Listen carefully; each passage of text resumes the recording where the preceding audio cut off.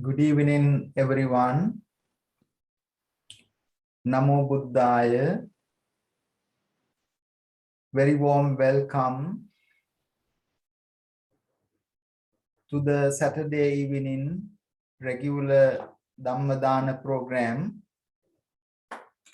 Every Saturday evening, we meet with the temple to do a special blessings as well as learning some teachings of the Buddha to benefit into our lives.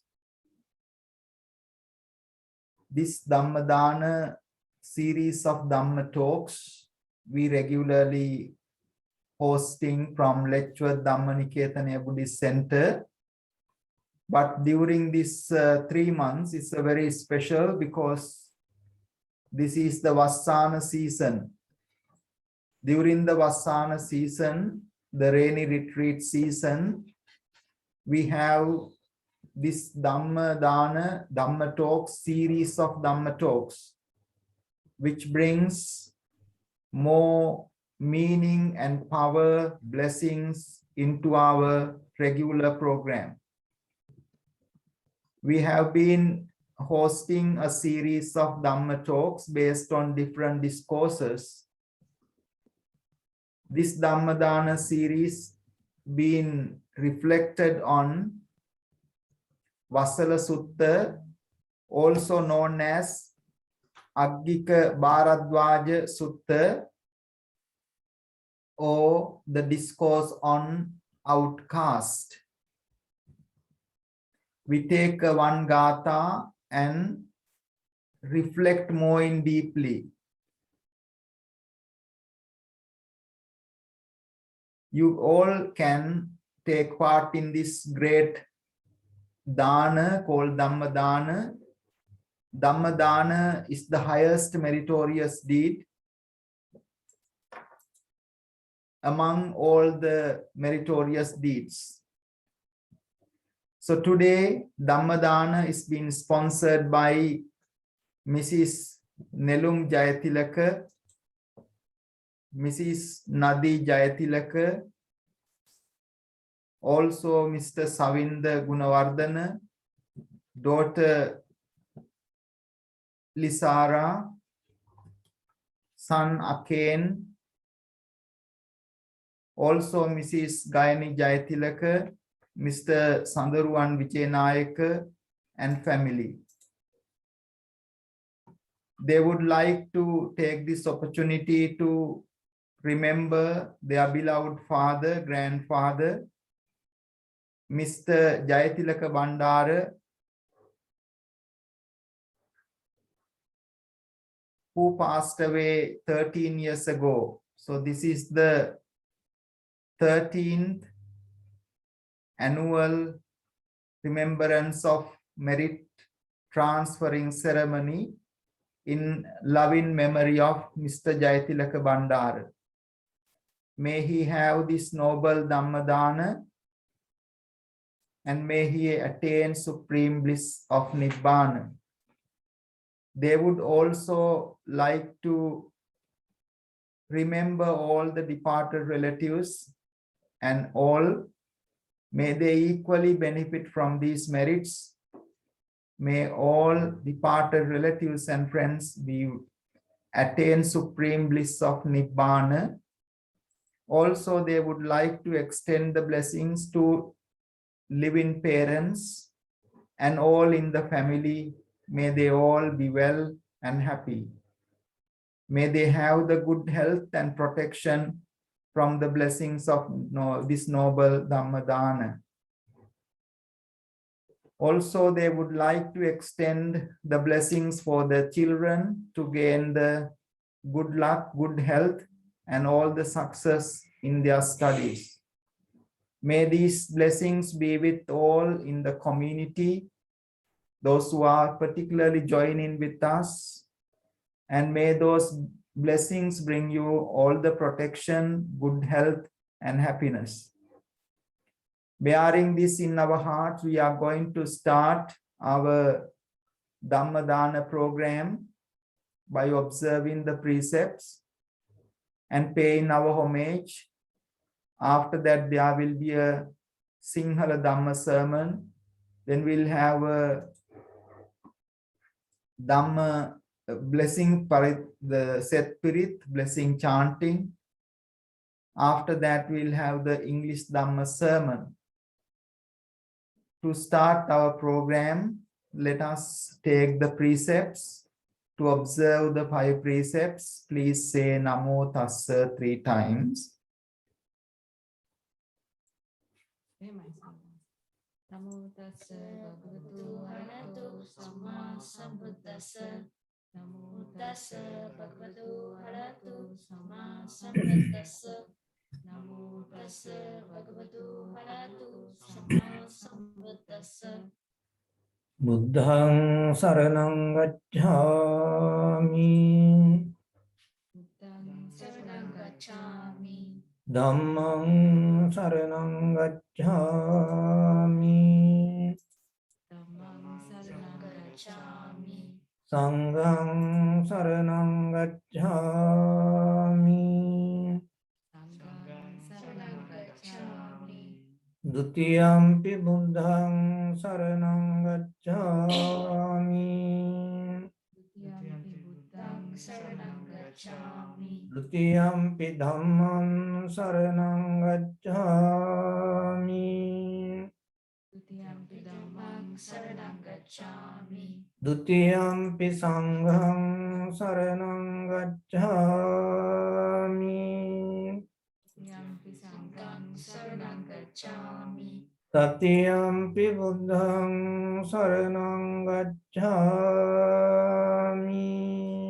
Tatiyampi buddhaṃ saranam gacchāmi. Tatiyampi dhammaṃ saranam gacchāmi.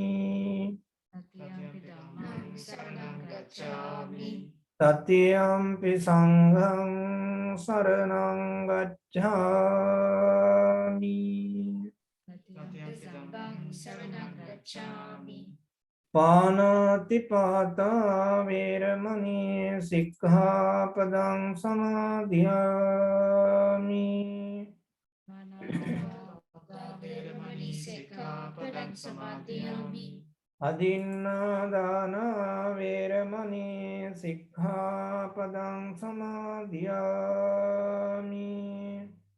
Adinādāna vēramani sikkhapadam samadhiyāmi. Kāmesu miccācārā vēramani sikkhapadam samadhiyāmi.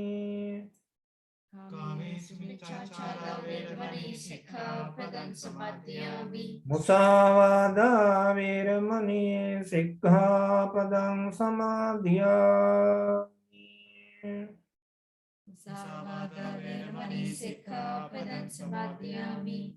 Suramēraya majjapamā daṭṭhāna vēramani sikkhapadam samadhiyāmi.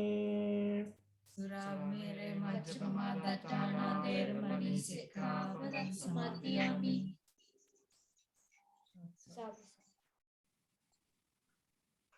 Sadhu, sadhu, sadhu. Let us pay our homage to the Buddha, Dhamma, Sangha together. During this Vasana season, it is a great blessing for all of us to come together and to do this Saturday evening Dhamma Dana, Dhamma blessings. May these blessings be with especially today's sponsors, Mrs. Nelum Jayatilaka, Mrs. Nadee Jayatilaka, Mr. Savinda Gunawardana, daughter Lisara, son Akain, Mrs. Gayani Jayatilaka, Mr. Sandaruwan Wijenayake and family.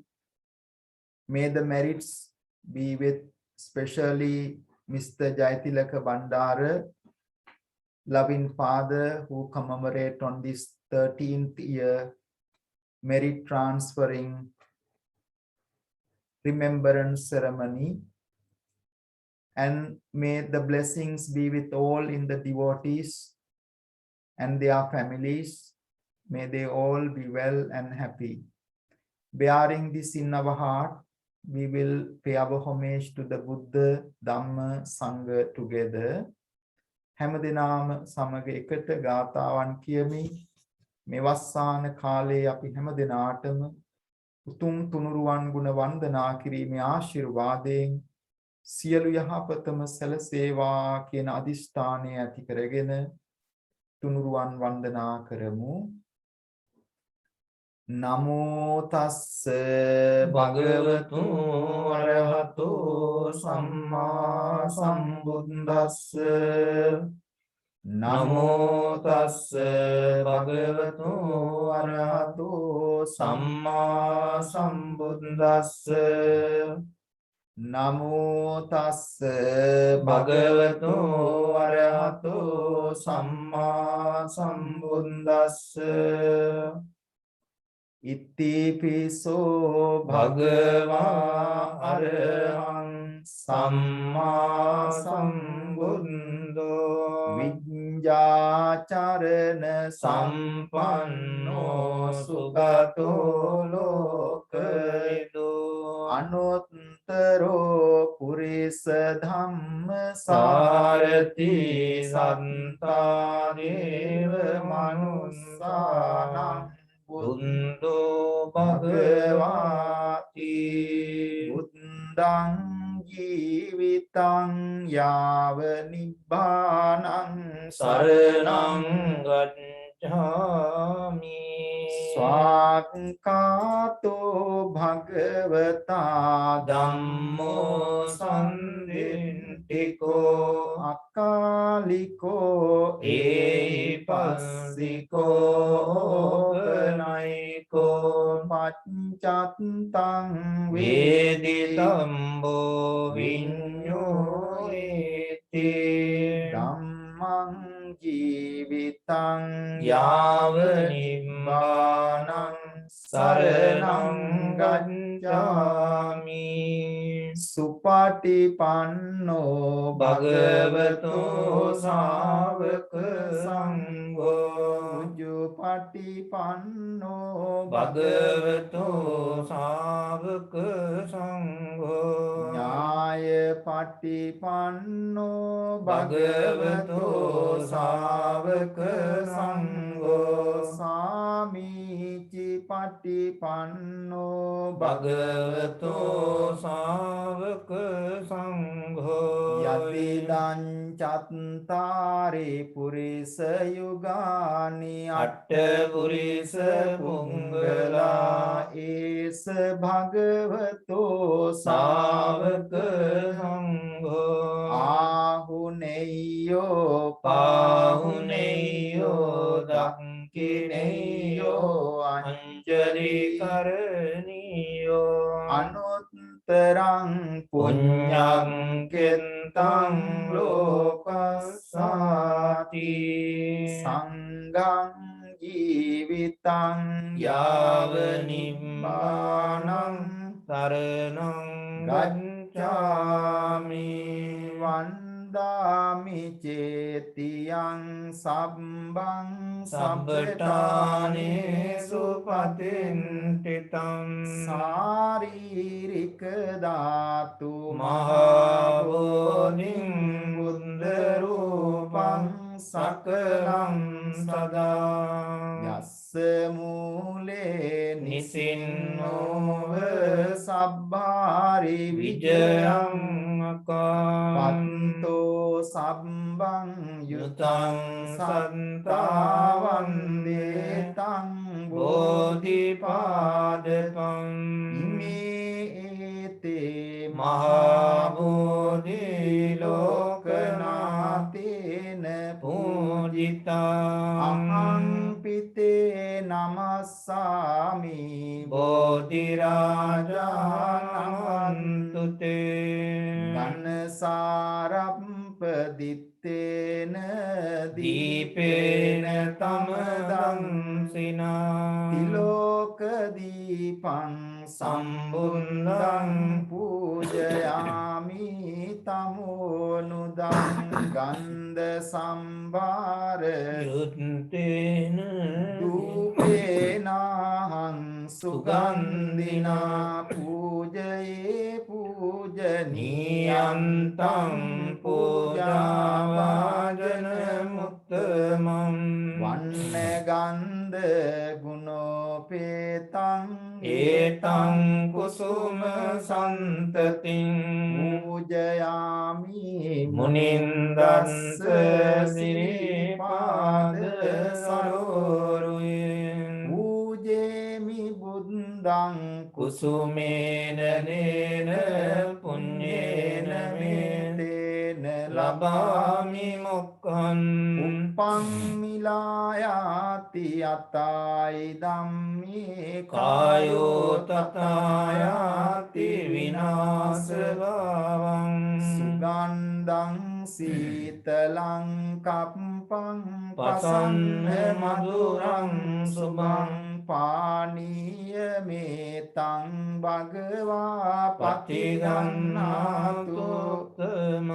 අතිවාසේතුනෝ භන්තේ ගිලාන පංචයං ඉමං අනුකම්පං උපාදාය පටිගන්නාතු අතිවාසේතුනෝ භන්තේ සබ්බං සද්දාය පූජිතං අනුකම්පං උපාදාය පටිගන්නාතු කායේන වාචා චිත්තේන පමාදේන මයා කතං අච්චයං කම මේ බන්තේ බුරි පඤ්ඤ තථාගත කායේන වාචා චිත්තේන පමාදේන මයා කතං අච්චයං කම මේ ධම්ම සම්දිට්ඨික අකාලික කායේන වාචා චිත්තේන පමාදේන මයා කතං අච්චයං කම මේ සංඝ සුපටිපන්න අනුත්තර මිනා පුඤ්ඤ කම්මේන මාමේ බාල සමාගමෝ සතං සමාගමෝතු යාව නිම්බාන පත්තියා ආකාසත්තා ච බුම්මත්තා දේවානාගා මහින්దికා පුඤ්ඤන්තං අනුමෝදිත්වා චිරං චිරං රක්칸තු ලෝක සාසනං ආකාසත්තා ච බුම්මත්තා දේවානාගා මහින්దికා පුඤ්ඤන්තං අනුමෝදිත්වා චිරං චිරං රක්칸තු දේශනං ආකාසත්තා ච බුම්මට්ටා දේවානාගා මහින්దికා පුඤ්ඤන්තං අනුමෝදිත්වා චිරං රක්칸තු මං පරන්ති ධම්මේ ඥාතිනං හෝතු සුඛිතා හොන්තු ඥාතයෝ ඉදං මේ ඥාතිනං හෝතු සුඛිතා හොන්තු ඥාතයෝ ඉදං මේ ඥාතිනං හෝතු සුඛිතා හොන්තු ඥාතයෝ සාදු සාදු සාදු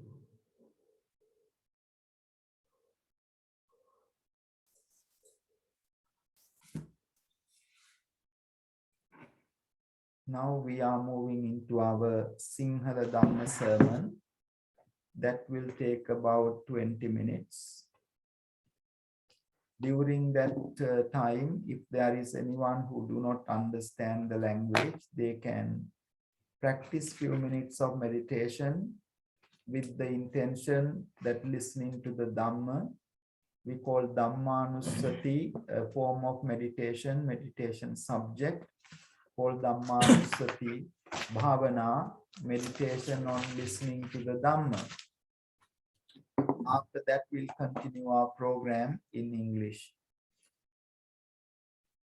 Then මේ වෙලාවේදී අපි සිංහල ධර්මානුශාසනාව ආරම්භ කරන්නටයි බලාපොරොත්තු වෙන්නේ.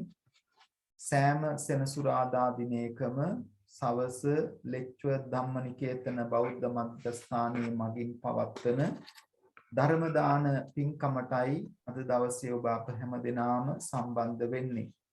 විශේෂයෙන් මේ කාලය විශේෂ කාලයක්, වස්සාන කාලය පුණ්‍යවන්තම කාලයයි. බෞද්ධ සම්ප්‍රදාය තුල තිබෙන බොහෝ පින් රැස් කරගන්නට පුළුවන් ඊටාම ශ්‍රේෂ්ඨ කාලයක් හැටියට තමයි වස්සාන කාලය. ඒ වස්සාන කාලයේ විශේෂයෙන් ධර්ම දේශනා මාලාවන්, බෝධි පූජාවන්, සෙත් පිරිත් වැඩි වැඩියෙන් සිදු කරනු ලබනවා. එක පුණ්‍යවන්ත ආශිර්වාද පිරුණු කාලයක් බවට පත් වෙන්නේ නිසයි. අද දවසේ අපි සිදු කරනු ලබන්නේ ඒ ධර්ම දේශනා මාලාවේ වසල සූත්‍රය පදනම් කරගෙන ඒ වසල සූත්‍රයේ තිබෙන ගාථාවන් එකින් එක ගනිමින් ඒ ගැඹුරු ධර්ම කරුණු විග්‍රහ කර ගැනීම පිණිසයි ධර්ම දේශනා මාලාව කැප වෙලා තිබෙන්නේ. මේ ධර්ම දේශනා මාලාවේ හැම සෙනසුරාදා දිනකම පැවැත්වෙන ධර්ම දාන පින්කමට ඔබ හැම දිනාටම සම්බන්ධ වෙන්නට පුළුවන්කම තිබෙනවා. ධර්ම දානය තමයි ශ්‍රේෂ්ඨම දානය. අද දවසේ මේ උතුම් ධර්ම දානමය පින්කමේ දායකත්වය අරගෙන කටයුතු කරන්නේ නෙළුම් ජයතිලක නෝනා මහත්මිය, නදී ජයතිලක නෝනා මහත්මිය, සවින්ද ගුණවර්ධන මහත්මයා, ලිසාරා දියණිය, අකේන් පුතණුවන්, ගයනි ජයතිලක මහත්මිය, සඳරුවන් විජේනායක මහත්මයා කියන මව් දූ දරු පිරිස හැම දිනම එකතු වෙලා අද දවසේ මේ පින්කමේ දායකත්වය අරගෙන කටයුතු කරනවා. ඒ අයගේ ප්‍රාර්ථනාව තමයි විශේෂයෙන් මීට වසර 13කට උඩදී අභාව ප්‍රාප්ත දයාබර පියතුමාණන් ජයතිලක බණ්ඩාර මහත්මාණන්ට පින් අනුමෝදන් කිරීම. එතුමා ප්‍රධාන මියගිය සියලු දෙනාම මේ පින් අනුමෝදන් වෙලා සැපයටපත් වේවා, දුකින් අත මිදේවා, සාංසාරික උතුම් දුක් වලින් අත මිදුණු උතුම් නිවනම සාක්ෂාත් කර ගනිත්වා කියන සෙනෙහබර පුණ්‍යවන්ත ප්‍රාර්ථනාව ඇති කරගෙනයි මේ දානමය ධර්ම දානමය පින්කම අද දවසේ සිද්ධ කරන්නේ. ඒ වගේම සුජීවත්ව සිටින දෙමව්පියන් ඇතුළු හැම දිනාටම ආශිර්වාද කරන්නට, පවුලේ සියලු දිනාටම ආශිර්වාද කරන්නට, විශේෂයෙන්ම දූ දරුවන්ගේ ඉදිරි අනාගත අධ්‍යාපන කටයුතු සාර්ථක වේවා කියන ප්‍රාර්ථනාව ඇති කරගෙන අද දවසේ මේ පින්කමේ දායකත්වය අරගෙන කටයුතු කරනවා. ඒ වගේම පින්කමට සම්බන්ධ වන විහාරස්ථානයට සම්බන්ධ සියලු දායක පින්තුන්ට එලෙසින්ම නිදුක් නිරෝගී සුවය, දීර්ඝායු සම්පන්නිය සැලසේවා. මේ උතුම් ධර්ම දානමය පින ඔබ හැම දිනාටම මෙලව ජීවිත වගේම පරලොව සුවය පිණිසද වේවා කියන ප්‍රාර්ථනා ඇති කරගෙන අද දවසට નિયમિત සිංහල ධර්මානුශාසනාව ආරම්භ කිරීමටයි අපි බලාපොරොත්තු වෙන්නේ. ඒ සඳහා මා විශේෂයෙන්ම ආරාධනා කර සිටිනවා මාතර දික්වැල්ල වැවුරු කන්නල බුදුරජ මහා විහාරස්ථානයේ විද්‍යාතුංග පිරිවෙනේ පරිවෙනාධිපති වශයෙන් කටයුතු කරන, බර්ලින් බෞද්ධ විහාරයේ අනුශාසක වශයෙන් කටයුතු කරන අතිගෞරවනීය දික්වැල්ලේ සීල සුමන පඬිත හාමුදුරන් වහන්සේට කවුරුත් ධර්මානුශාසනාවට ආරාධනා කිරීමක් වශයෙන් සාදුනාද පවත්වමින් සද්ධර්මය ශ්‍රවණය කරන්න.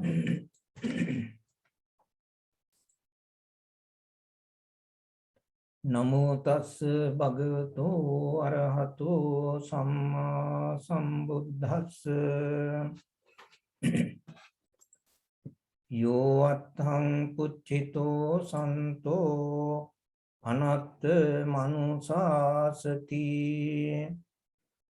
පටිච්චන්නේන මන්තේති තංජඤ්ඤාවසලෝ ඉති.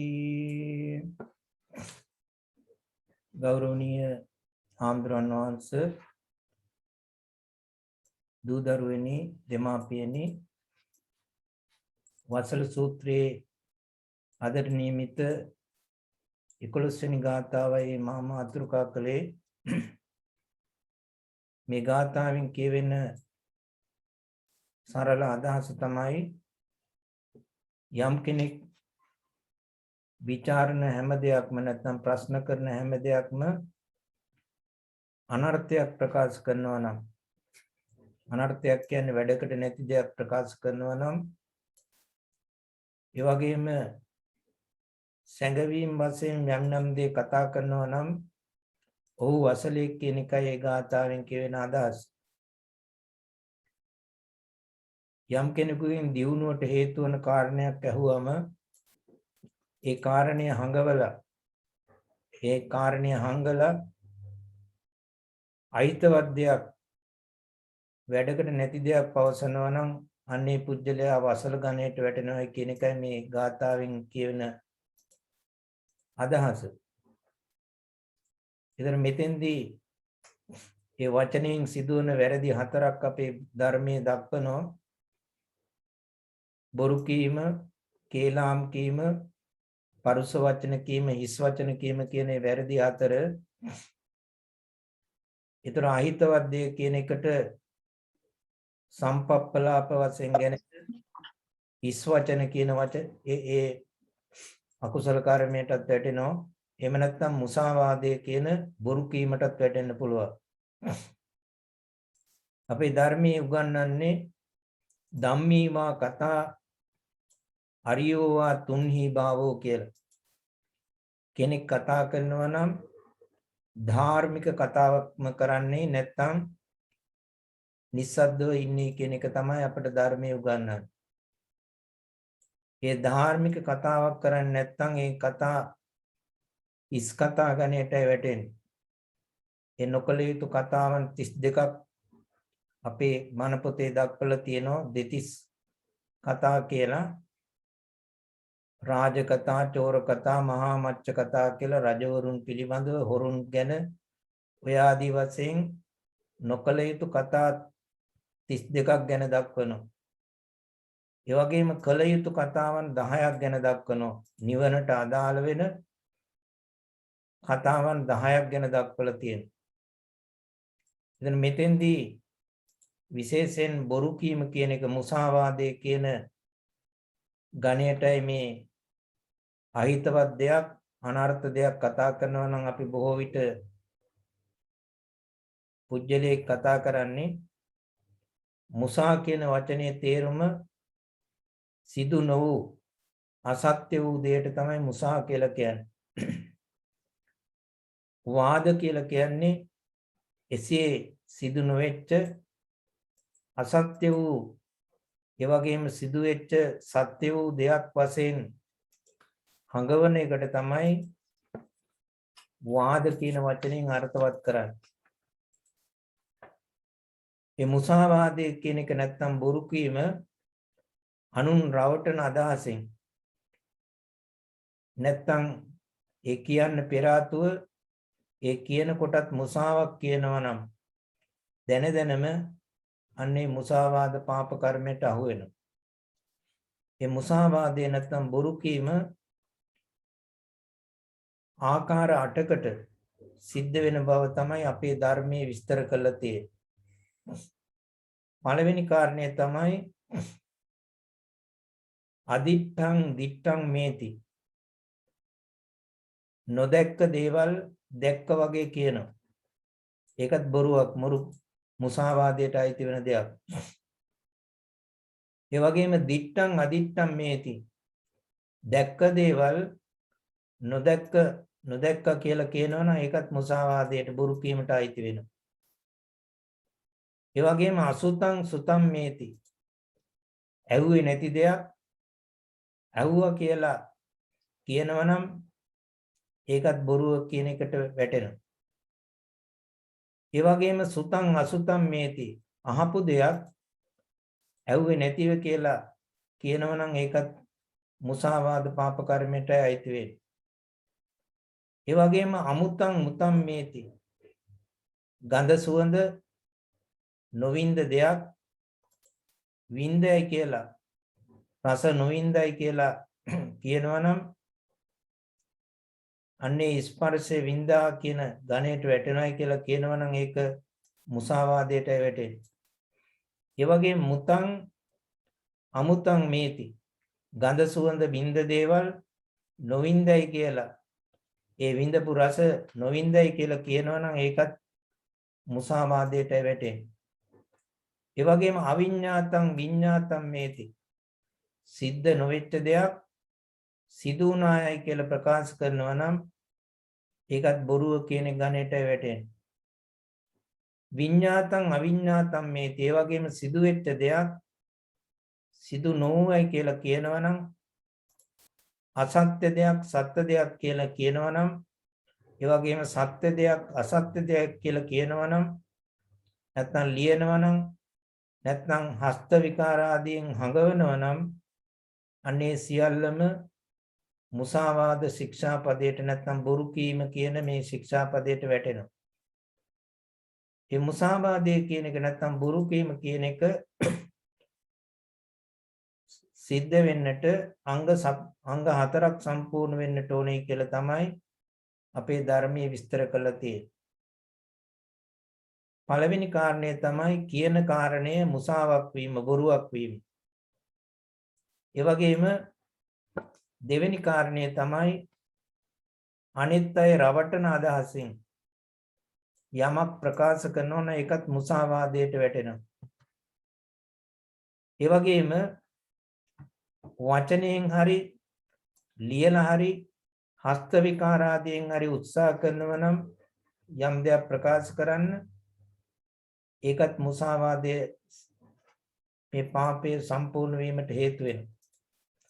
ඒ වගේම අහන තැනැත්තා ඒක පිළිගන්නවා නම් ඒකත් මුසාවාදයටමයි වැටෙන්නේ. මෙන්න මේ විදිහට කරුණු හතරක් දක්වනවා මුසාවාදය සම්පූර්ණ වීමට. ඒ වගේම කියන දේ බොරුවක් වුණත් නොදන්නා භාෂාවකින් කියනකොට ඒ විදිහේ අවස්ථාවක කලබල වෙලා නැත්නම් නොසිතලා යමක් කියනකොට ඒක මුසාවක් බොරුවක් කියුණාම ඒකෙන් මුසාවාද කර්මය සිද්ධ වෙන්නේ නැහැ. අපි නොදැන කියනවා නම් ඒක බොරුවක් බවට පත් වෙන්නේ නැහැ. ඒ වගේම යමක් කිව්වම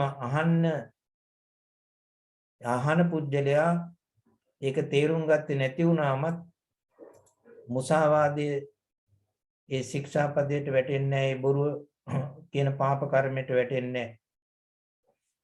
ඒ වගේම යමක් ඉෂ්ට කිරීමේ අදහසින් යමක් කිරීමට පොරොන්දු වෙලා ඒක කරන්නට නොහැකි වීමෙනුත් මුසාවාදයක් සිද්ධ වෙන්නේ නැති බව තමයි අපේ ධර්මයේ දක්වලා තියෙන්නේ.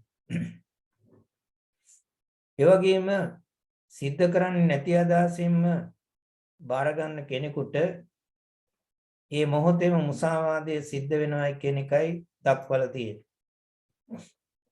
ඒ වගේම මේ දේවල් පස්සේ කළත් ඒ වරදින් මිදෙන්නට ඒ පුජ්‍යලයාට පුළුවන් කමක් නැහැ. ඒ වගේම වෙනත් කෙනෙකු ලවා බොරු කියවනවා නම් ඒ කියන හැම දෙන්නාටම ඒ බොරු කීමේ චේතනාව තියෙනවා නම් දෙන්නාටම මේ පාපය සිද්ධ වෙන බව තමයි අපේ ධර්මයේ විස්තර කරලා තියෙන්නේ. ඒ වගේම කෙනෙක් වෙළඳාම් කරනකොට අසත්‍ය දේවල් දැන්වීම පළ කරන්න පුළුවන්. ඒ වගේම විවිධ ක්‍රම වලින් ඉදිරිපත් කරන්න පුළුවන්. අන්න ඒවා පවතින තාක් ඒ කියවලා බලලා රැවටෙන අයගේ ගණනින් ඒවා කරපු අයට ඒ මුසාවාද අකුසල කර්මය රැස් වෙනවා. තමන් සන්තකේ දෙන්න තරම් දෙයක් නැති විට නොදෙන අදහසින් බොරු කියන එක අල්ප සාවාද්‍ය බවයි දක්වලා තියෙන්නේ. ඒකේ බරපතලකම අඩුයි. ඒ වගේම ප්‍රනීත දෙයක් තියෙනකොට නොදෙන අදහසින් බොරු කියන එක මහා සාවද්‍යය කියලා දක්වන තියෙනවා. ඒක බරපතල වැඩි ඒ පාප කර්මය. ඒ වගේම ඒ තමන් සන්තකේ තියෙන යම් දෙයක් ඒ කුඩා දෙයක් වෙනුවෙන් බොරු කියනවනම් ඒ ලොකු දෙයක් හරි පොඩි දෙයක් හරි දෙයක් වෙනුවෙන් බොරු කියනවනම් ඒක අල්ප සාවද්‍ය බවයි දක්වලා තියෙන්නේ. කුඩා දෙයක් ගැන කියලා තියෙන්නේ. ඒ කුඩා දෙයක් ගැන බොරුවක් කියනවනම් ඒක අල්ප සාවද්‍යයි. ඒකේ බරපතලකම අඩු වෙනවා. ඒ වගේම සැලකිය යුතු වටිනාකමක් තියෙන දෙයක් වෙනුවෙන් බොරු කියනවනම් ඒක මහා සාවද්‍යයි කියලා දක්වලා තියෙනවා. ඒ වගේම අගය කළ නොහැකි මහත් වටිනාකම් ඇති දේවල් වෙනුවෙන් බොරු කීම අතිශයින්ම මහා සාවද්‍යයි කියලා දක්වනවා. ඒක බරපතලකම වැඩි. ඒ වගේම අවම වශයෙන් අඩු වශයෙන් සීලෙන් ගුණයෙන් යුක්ත කෙනෙක් ඒ බොරු කියලා රවට්ටනවා නම් ඒක අල්ප සාවද්‍ය ගණයට වැටෙන්නේ. ඒ වගේම තිසරණගත උපාසකයෙකුගේ පටන් ඒ වගේම සීලෙන් ගුණයෙන් යුක්ත උසස් කෙනෙක් බොරු කියලා රවටනවා නම් ඒක මහා සාවද්‍ය බවට පත් වෙනවා.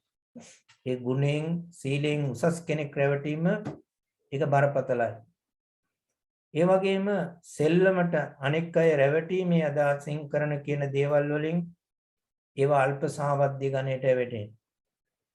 ඒ වගේම අනෙක් අය රවට්ටන්නට කරන ඒ ප්‍රයෝගවලදී සිතෙහි කෙලෙස් අඩු වෙලා තියෙනකොට නම් ඒ කර්මය අල්ප සාවද්‍යයි කියලා දක්වනවා.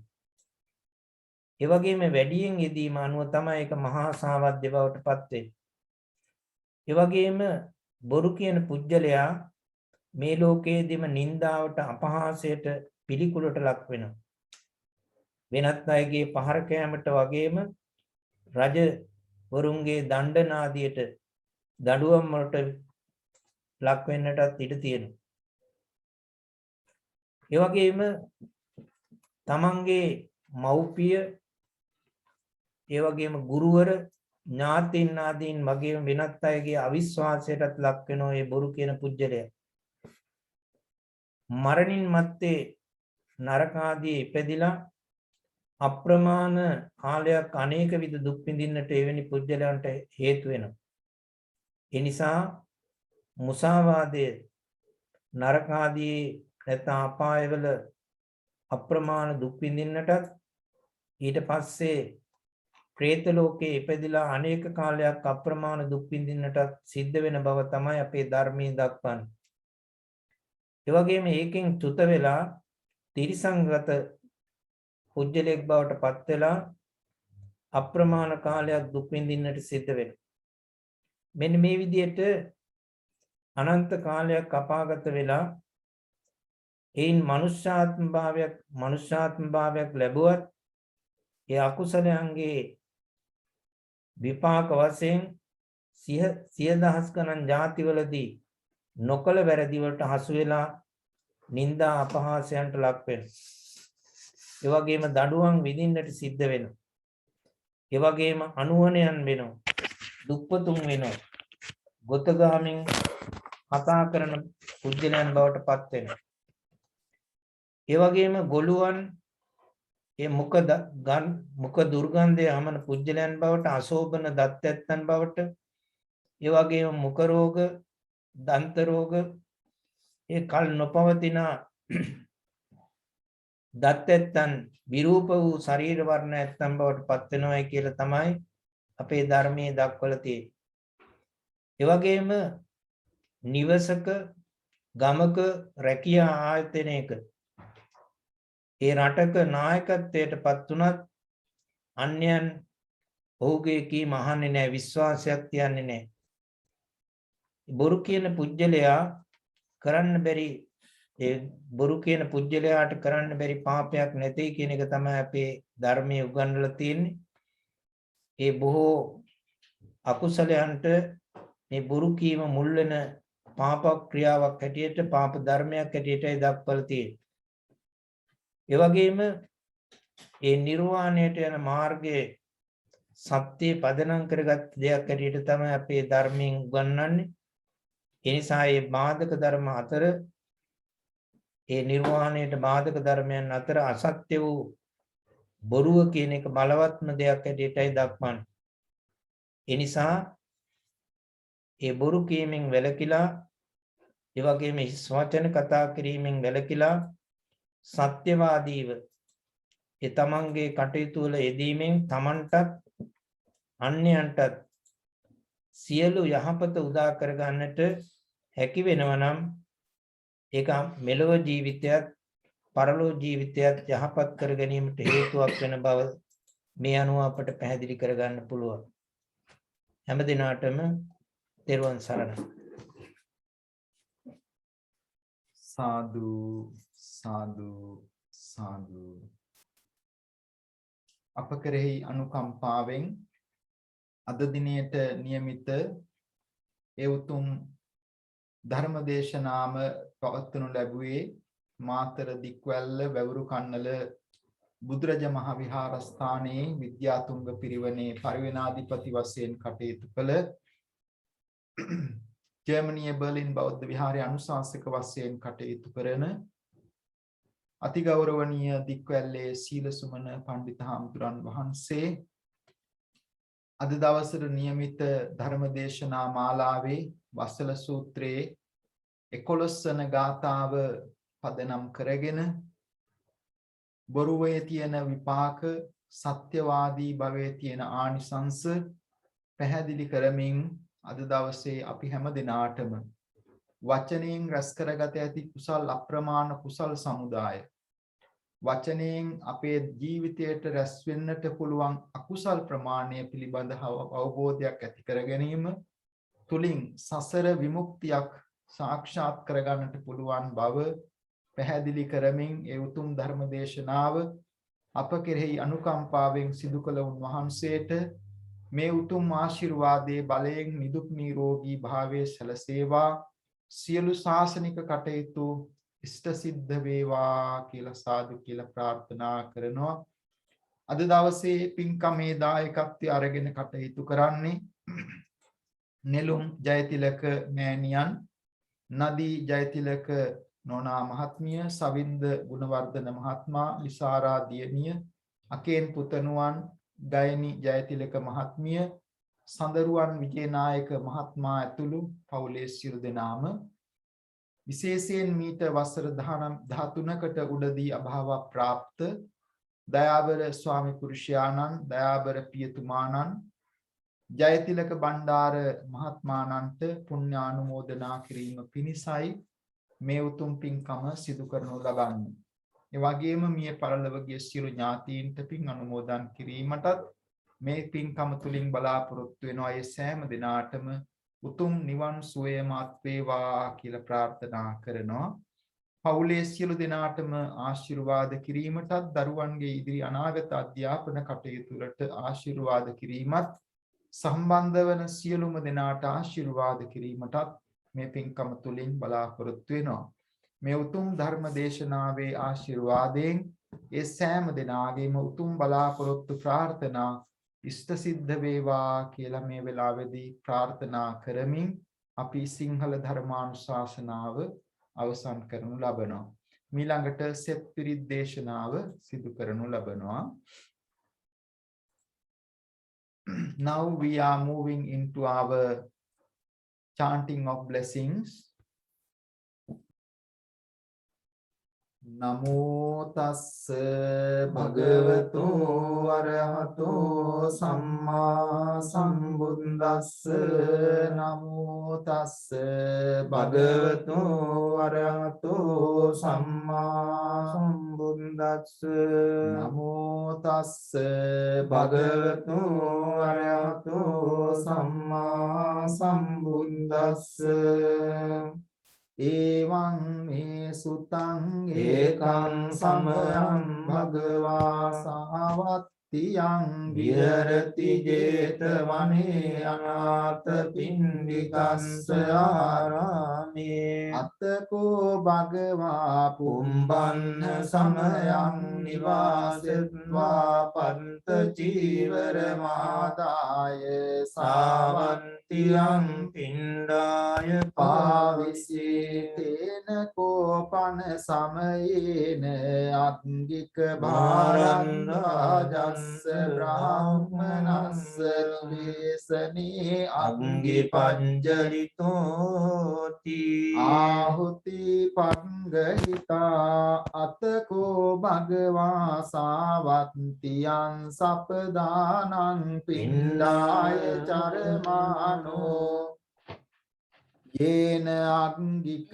භාරන්දාජස්ස බ්‍රාහ්මනස්ස නිවේසනං තේනුපසංකමී අද්දසාකෝ අග්ගික භාරන්දාජෝ බ්‍රාහ්මනෝ භගවන්තං දුරතෝව ආගච්ඡන්තං දිස්වාන භගවන්තං ඒතදවෝච තත්ත්‍රේව මුණ්ඩක තන්ත්‍රේව සමනක තන්ත්‍රේව වසලක අන්තාහේති එවං බුත්තේ භගවාංගික වාරං වාජං බ්‍රාහ්මණං ඒතදවෝච ඥානාසි පන ත්වං බ්‍රාහ්මන වසලං වා වසල කරණේ වා ධම්මේති නත්වාහං බෝගෝතම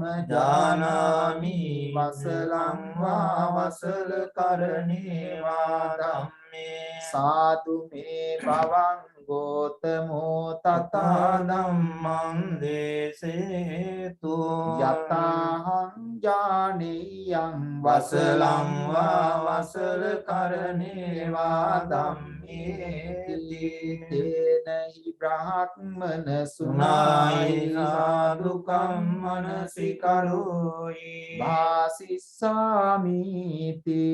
එවං භෝති බුකෝ අංගික භාරං වාජෝ බ්‍රාහ්මනෝ භගවතෝ පච්චස්සෝසින් භගවා ඒතදවෝච ඕදනෝ උපනාහිච පාපමංකීච යෝ නරෝ විපන්න දිට්ඨි මායාවී තංජඤ්ඤා වසලෝ ඉති ඒකජං වා ද්විජං වාපි යෝදපානානින්සති යස්ස පානේ දයානත්ති තංජඤ්ඤාවසලෝ ඉති යෝහන්ති පරිරුන්දති ගාමානි නිගමානිච නිග්ගාහකෝ සමඤ්ඤාතෝ තංජඤ්ඤාවසලෝ ඉති ගාමේවා යදිවාරඤ්ඤේ යම් පරේ සම්මමායිතං සෙය්‍යාදින් ආදියති තංජඤ්ඤාවසලෝ ඉති යෝහවේ ඉනමාදාය චුජ්ජමානෝ පලායති නහිතේ ඉනමත්තිති තංජඤ්ඤාවසලෝ ඉති යෝවේ කිංචික්ක කම්යතා පන්තස්මින් වජතං ජනං අන්त्वा කිංචික්ක මාදේති තංජඤ්ඤාවසලෝ ඉති යෝ අත්ථ හේතු පර හේතු ධන හේතු ච යෝ නරෝ සක්කි පුට්ඨෝ මුසාබ්‍රූති තංජඤ්ඤාවසලෝ ඉති යෝ ඥාතිනං සකානං වාදාරේසු පතිදිස්සති සහසා සම්පියේන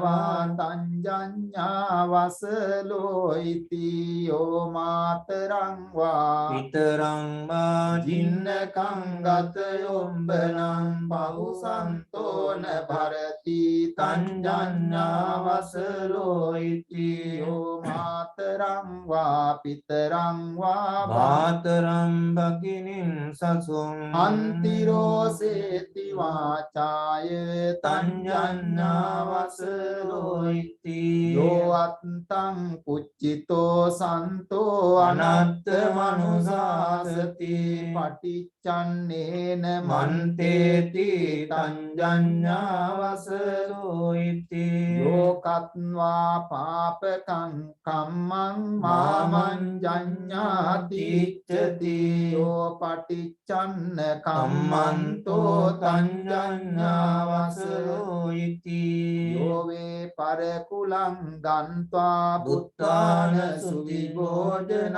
ආගතන්න පටිපූජේති තංජඤ්ඤා වසලෝ ඉති යෝ බ්‍රහ්මණං වා සමනං වා අඤ්ඤං වාපි වනිම්බකං මුසාවාදේන වංචේති තංජඤ්ඤා වසලෝ ඉති යෝ බ්‍රහ්මණං වා සමනං වා බද්ද කාලේ උපන්දිතේ රෝසේති වාචානච දේති තංජඤ්ඤා වසලෝ ඉති අසතං යෝද පබ්‍රූති මෝහේන පලිගුන්තිතෝ කිංචික්ඛං නිජිගිස්සානෝ තංජඤ්ඤා වසලෝ ඉති යෝ චත්තානං සමුක්ඛංසේ පරංච මව ජානති නිහිනෝසේන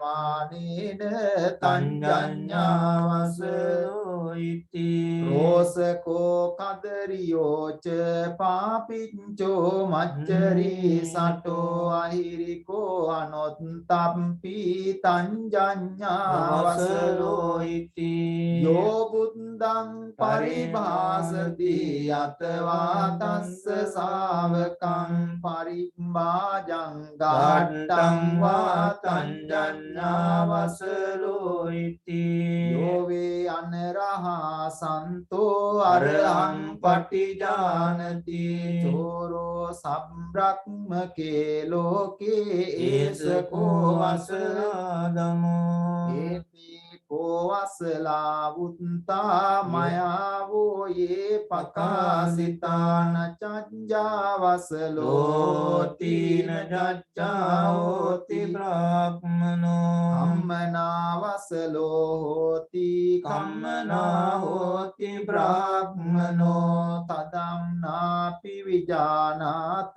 යදා මේදං නිදස්සනං චණ්ඩාල පුත්තෝ සෝපාකෝ මාතංගෝ ඉති විසුතෝ සෝයසං පරමං පත්තෝ මාතංගෝ යං සුදුල්ලභං ආගං යුන්තස්සු පට්ඨානං කත්තියා බ්‍රාහ්මනා බහූ සෝ දේවයාන මාරුය්‍ය විරජං සෝමාපතං කාමරාගං විරාජෙත්වා බ්‍රහ්මලෝකෝපගෝ නනං ජාති නිවාරේසි බ්‍රහ්මලෝකෝපපන්තියා අජ්ජායක කුලේ ජාතා බ්‍රාහ්මනා බන්ධනන්දුනෝ තේච පාපේසු කම්මේසු අබින්න මුපදිස්සරේ දිත්තේව ධම්මේ ගාරය්‍යා සම්පරායේව දුක්ඛතින් නතේ ජාති නිවාරේති දුක්ඛච්ඡා ගරහායවා නචජ්ජා වසලෝති නචජ්ජා හෝති බ්‍රාහ්මනෝ කම්මනා වසලෝති කම්මනා හෝති බ්‍රාහ්මනෝ එවං වුත්තේ අංගික භාරද්වාජෝ බ්‍රාහ්මනෝ භගවන්තං ඒතද අභික්ඛන්තං භෝගෝතම අභික්ඛන්තං භෝගෝතම සේයතාපි භෝගෝතම නික්කුංජිතං වා උක්කුංජය පටිච්චන්නං වා විවරේය මූල උල්ලස්සං වා මග්ගං ආචික්කේය අන්ධකාරේ වා තේලපංජෝ තන්දාරිය චක්කුමන්තෝ රූපානි දක්ඛින්ති දේවමේවං ගෝතා ගෝතමේන අනේක පරියායේන ධම්මෝ පකාසිතෝ ඒසාහං භගවන්තං ගෝතමං සරණං ගච්ඡාමි ධම්මං ච භික්ඛු සංඝං ච උපාසකං මං භවං ගෝතමෝ දායතු අජ්ජතග්ගේ පානුපේතං සරණං ගතන්ති අන්දුන් නිමිත්තං අවමංගලං ච යෝචාමනාපෝ සකුණස්ස සන්தோ පාපග්ගහෝ දුස්සුපිනං පිනං අකන්තං බුද්ධානුභාවේන විනාශමෙන්තෝ යන්දුන් නිමිත්තං අවමංගලං ච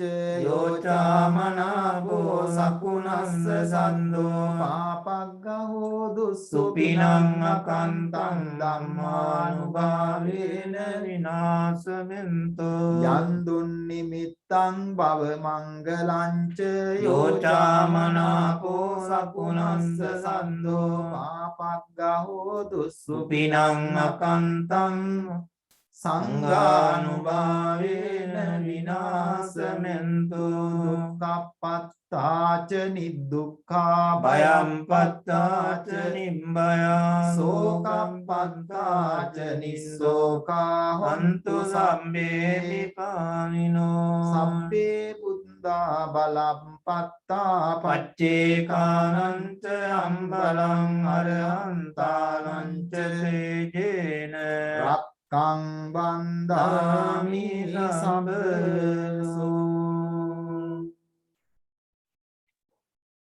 සාදු සාදු සාදු. Now it is time for us to start our English Dhamma sermon. Namo tassa bhagavato arahato samma sambuddhassa. Homage to the Blessed One, Supremely Enlightened Lord Buddha. Yo attang puccito santo anatta manusasati paticcannena manteti tanjanya vasaloiti. Dear devout friends in the Dhamma, today you all are waiting to take another very important message of the Buddha. Our Lord Buddha has a very organized timetable to work. He always follows that timetable. Lord Buddha has a very special timetable. Lord Buddha always follow that timetable. In the early hours of the day, he go for alms round. When he goes for alms round, he normally follow house to house. He doesn't want to skip certain houses and go into more preferable houses, because he has a heart equal for everyone. One day he happened to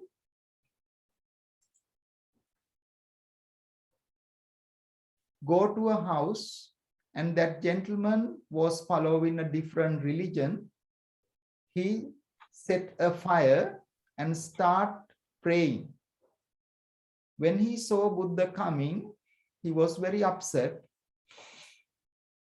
He was not happy and started shouting, saying very bad words.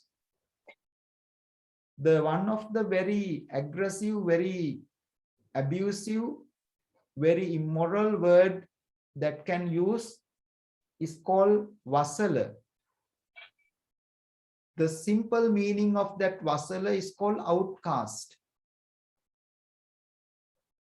That word was used by that time.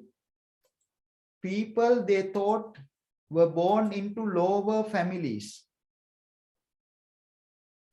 So this person started abusing verbally, humiliating verbally, attacking verbally to the Blessed One called Vasala. Because Buddha came in his arms round into his house. But Buddha did not take it personally. He was very calm. Now we need to think whether we would also be like that. Then Buddha asked from this gentleman, do you really know the meaning of the outcast? So this person said, I really don't know the meaning. Then Buddha said, would you like to know? He said that I really like to know. Then Buddha delivered this particular discourse called Vasala Sutta or Aggika Bharadwaja Sutta. So the two names are there for the same discourse. Aggika Bharadwaja is the gentleman. Buddha delivered this discourse. So therefore it also known as Aggika Bharadwaja Sutta, discourse to the Aggika Bharadwaja. He explained our characteristics, our behaviors, certain actions we do would identify we as immoral outcast people, not by birth.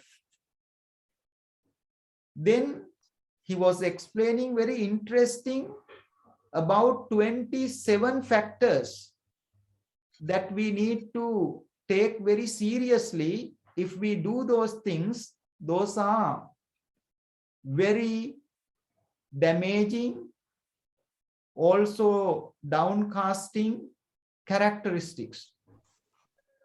We've been explaining 10 gathas. Today we are talking about the 11th gatha.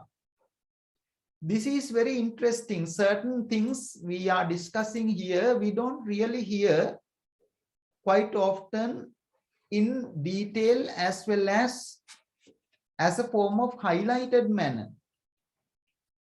This gatha says very interesting thing.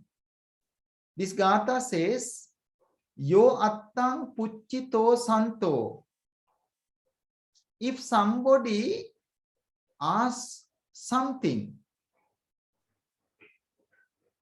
that person was not given the truth. In addition, that person is being even misled by saying different other things.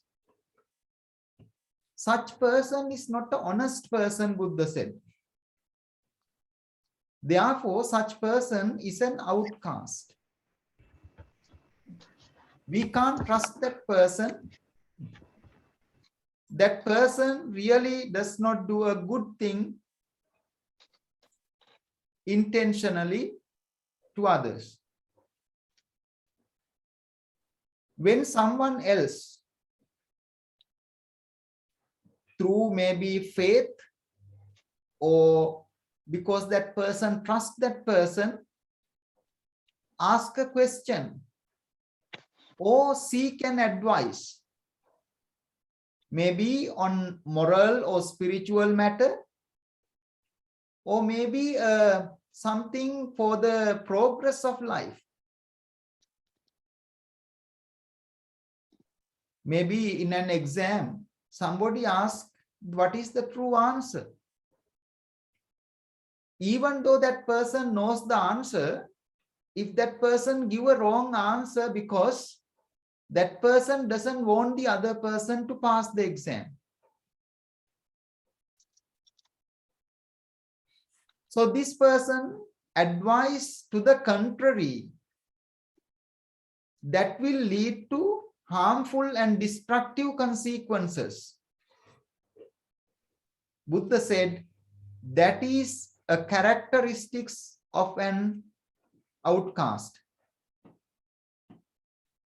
Because that same person gives some other factors also to deceive, to mislead the truth and information, true information provided to that person. Here, mainly you can find those people as sometimes in some responsible positions, maybe as teachers, maybe as parents, because parents also can be teachers. As Buddha said, Pubbacharya, they are the first teachers. If they say something not right, that will lead their children into wrong direction. Maybe you are asking some directions from someone by stopping at the road. Instead of giving the right direction, you are giving the wrong direction, because some people can find more joy by doing that, which is very, very bad thing. Such person is an outcast. So I gave two examples, like somebody in an exam or something, ask a question, purposely or deliberately give a wrong answer, expecting that person to fail. Somebody may ask some directions by stopping by the side of the road, and you give wrong directions to that person, expecting that person to get lost. In the same way, a preacher or teacher or someone can do the same thing. There are people who are doing like that. That person is a very, very bad person. You may see that one of the example called Angulimala, he was a very good student. But the teacher had a little bit of a conflict personally with the student and gave wrong instructions. Eventually, he became a criminal. Whereas Buddha met him and Buddha gave him the right directions, right instructions, right informations. He had the faith on the Buddha. As a result, he became an fully enlightened person. We may also be in this role in the society, in our family. Naturally, by instinct, by our nature, you might have motivated to say these things. By that time, you need to be mindful. Am I doing the right thing? Am I doing the wholesome thing? I met someone, an English grandfather. He asked from his grandson, where is the post office? Grandson instantly said, I don't know. Then grandfather said to him, next time, my dear son, don't say, I don't know. Better to say, I don't know, but I will find it out and let you know. So that is a wonderful way of developing the qualities within us. That is how the great compassion comes in. That is how our humanity can be. Those are the ways that we need to develop our life. Because we are not individuals, we need to live with everyone. So let us look how the Buddha has reflected this.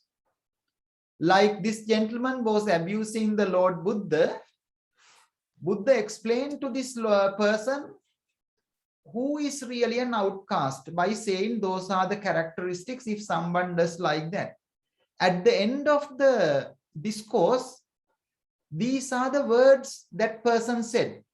excellent Venerable Bhante Gautama Buddha, so excellent, so like a man were to set upright what had been overturned, or what is closed is open, or were to show the way to one who has lost his way, as one who holds an oil lamp in the dark so that those with eyes may see things. In the similar manner, Lord Buddha, in various ways, Dhamma has been explained. Therefore, I take refuge in the Buddha, said by this gentleman.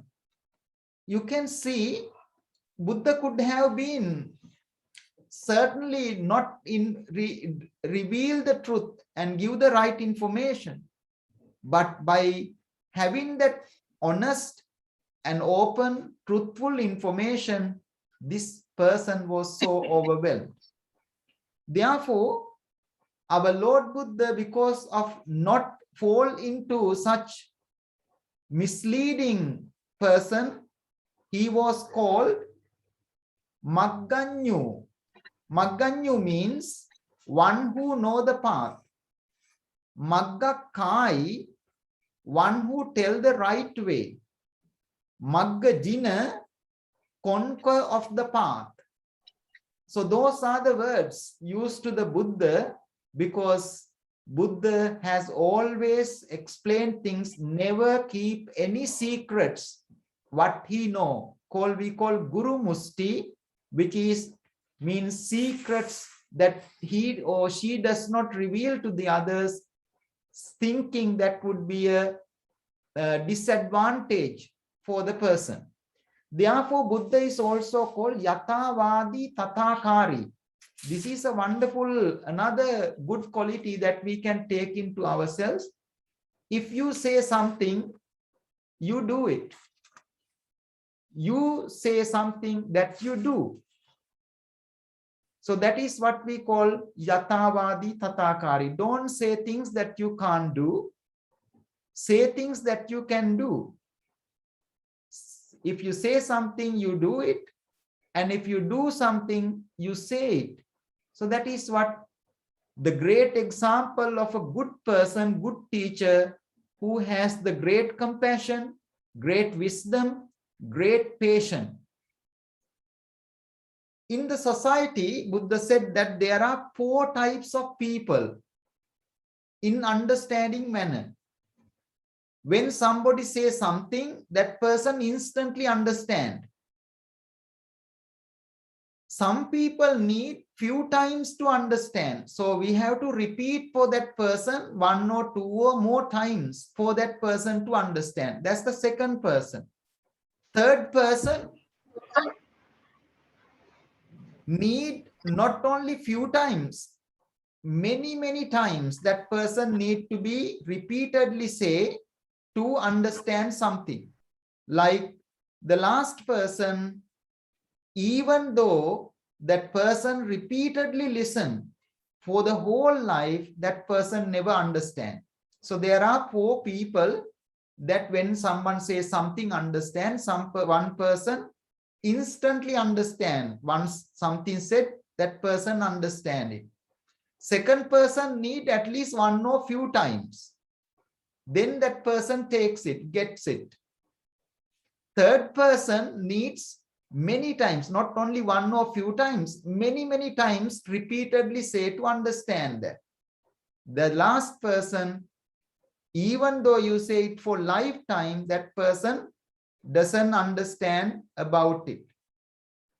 Like for the first disciples of the Buddha, soon Buddha delivered the 4 noble truths. The youngest ascetic called Kondanya realized it. For other 4 ascetics, Buddha has to repeat it 4 or 5 times to make them understand. There are some, they don't really understand even though they hear it for a lifetime. There was a small monk He tried to learn one gatha, but he could not learn it by heart. He couldn't remember a single word of that.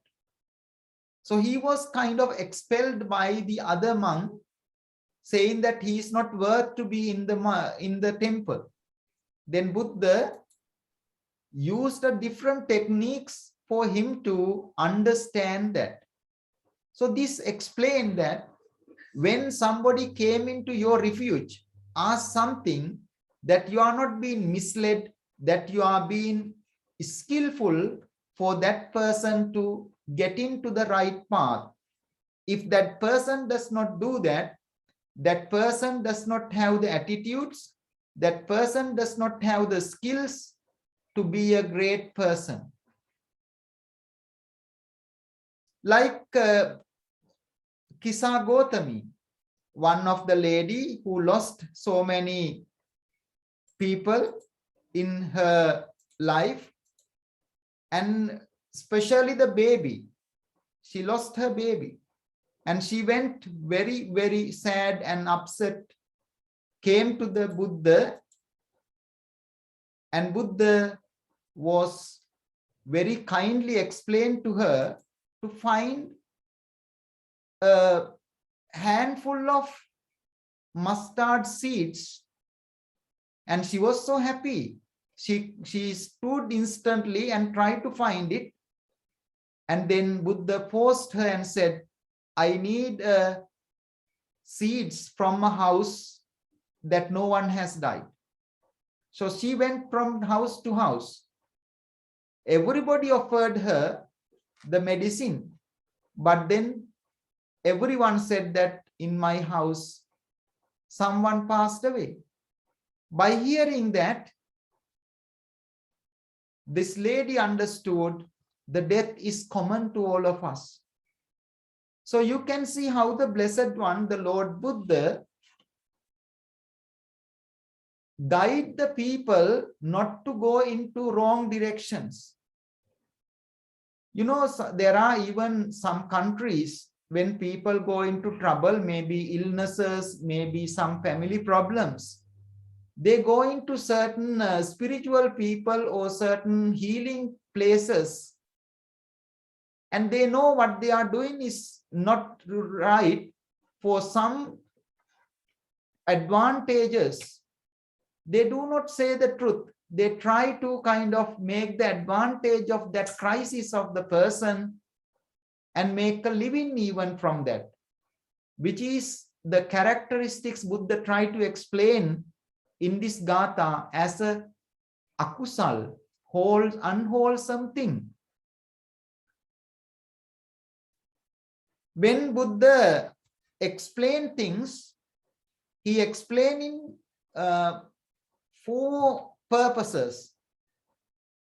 Sometimes he explained things because the Buddha himself wanted to explain. We call it attajjasaya. Attajjasaya means one's own interest. The Buddha all want to explain it. Sometimes, some other occasions, parajjasaya. Buddha has given certain teachings because some others want to know it.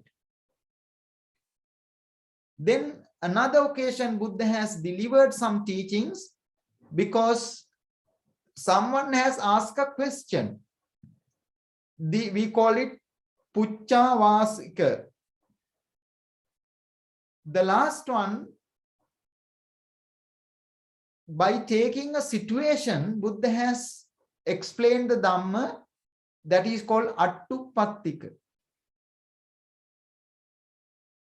All these Dhamma, Buddha has explained anupubba sikka, anupubba kiriya, anupubba patipada. According to the morals, according to the actions, according to the results. Buddha has explained this for the benefit of others. Never Buddha has used any answers to mislead the people. Some people has come asked certain questions which are not in line with. Some people ask question, is there a kind of everlasting world, universe? Is the world is unending? Those questions, Buddha said that not in line with the meaning or benefit for us. Buddha only talk about things that helps for free from suffering, free from our sensual pleasures, leading into happiness and nibbana. Buddha could have talked about it, about the end of the world and certain things. But Buddha know, if he talks about it, somebody asks something, he was not telling the truth. He was even talking about other things, knowing just to please that person, not to give the right answer. That is why when people heard these things, people says, Abhikkantam Bhogotama, Abhikkantam Bhototama, Seyatapi Bhogotama, Nikkujjitang va Ukkujjaya. Is it like something being upside down? You turn it over. It is like a lighting a light or a candle in the darkness. You make us clear about our understanding. So that person is a very, very honest, very humble person, because that person has no intention to mislead the other people by giving wrong information. In another form, that person is purposely and deliberately, knowingly telling the untruth or lie, which is a very bad thing. So this discourse, Vasala Sutta, the 11th Gatha, explain a very important Dhamma factor. Whosoever, when questioned about what is good or what is truth, what is the factor for a progress, or asking something that that person doesn't know, if that person detrimentally say the untruth and even cover it up by some other words and stories, Buddha said that person is an outcast. So today our Dhamma reflection is to understand, sometimes very simple manner, this could happen in us. If that happens, then we are making an unwholesome akusala karma that can make our life into lot of disadvantages. Those who mislead other people, they are in very much as a consequence, do not get the right instructions, right support, right benefit in their life. So every action has a reaction. Those who have been genuinely truthful, they reap the benefit of their honesty. So be honest is the message Buddha said. If you don't know, say that you don't know. If you know, but still you don't want to make others know, that is a dishonesty. So therefore, honesty is the best policy. Being truthful is the highest blessing. May these merits be with you all for the well-being and happiness of everyone's life. Sadhu, sadhu, sadhu. So today Dhamma Dana is being sponsored by Mother Mrs. Nelum Jayatilaka, Mrs. Nadee Jayatilaka, Mr. Savinda Gunawardana, daughter Lisara, son Akain, Mrs. Gayani Jayatilaka, Mr. Sandaruwan Wijenayake and family. They wish to transfer the merits to Mr. Jayatilaka Bandara, who passed away 13 years ago. May loving father, grandfather, beloved husband, and all other departed relatives and friends attain the supreme bliss of Nibbana. May the blessings be with all. May they all be well and happy. Sadhu, sadhu, sadhu. Thank you very much. That come to the end of our Dhamma Dana program. Now I will pass on to our Rasikaya to continue with the children's Dhamma sharing Dhamma school program. සියලුම හාමුදුරුවෝ වහන්සේලාගෙන අවසරයි.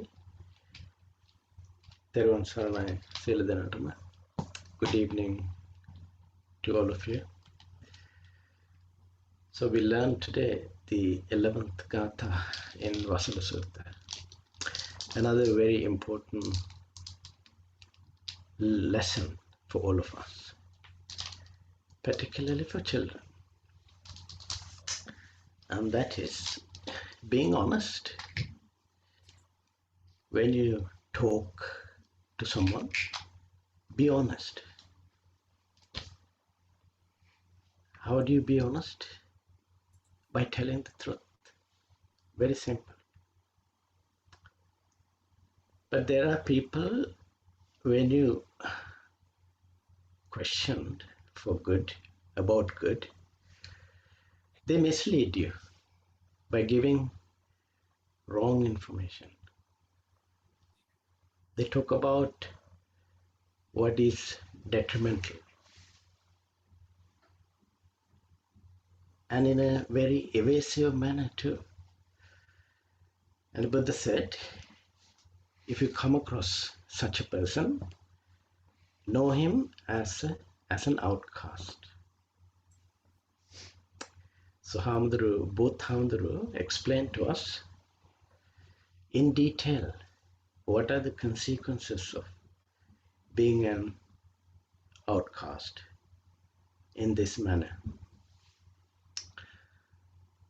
And also Hamduru explained what are the benefits, the great benefits you can have achieved by being honest and telling truth to others. So as children, this lesson is really powerful, because for you to be successful in any form in life, you got to be honest. By just telling the truth. And we heard lots of examples how Buddha became an example when asked for help, explanations, and so on. And Buddha has gone an extra step further.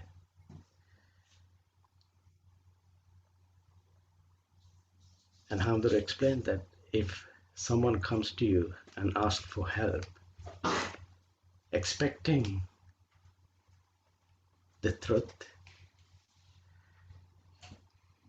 if the person doesn't understand what you're telling, Buddha had gone an extra mile to help them. We heard few examples from Hamdura.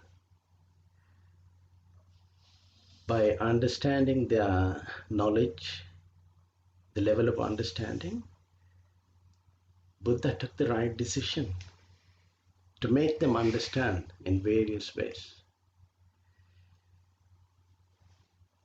So my heart goes to our Hamduru in the temple for teaching us, for educating us, for giving us these valuable lessons to get our children to practice what is right when they grow up, to become successful people. And I wish all Hamduru in the temple good health and happiness for giving this Dhammadana to all of us every Saturday. Therun Sarnai. Good. So let us go to our next step, which is the homework presentations. So we learned the 10th Gatha last week about treating your parents in the correct way. And if you don't treat your parents, don't tell the parents lies and mislead your sisters, brothers, or even relatives, you become a good person. If not, you will be labeled as an outcast. So we are going to hear your interpretation of the meaning of that Gatha. And I would invite the first person, Sachis, to start the presentations. Thank you.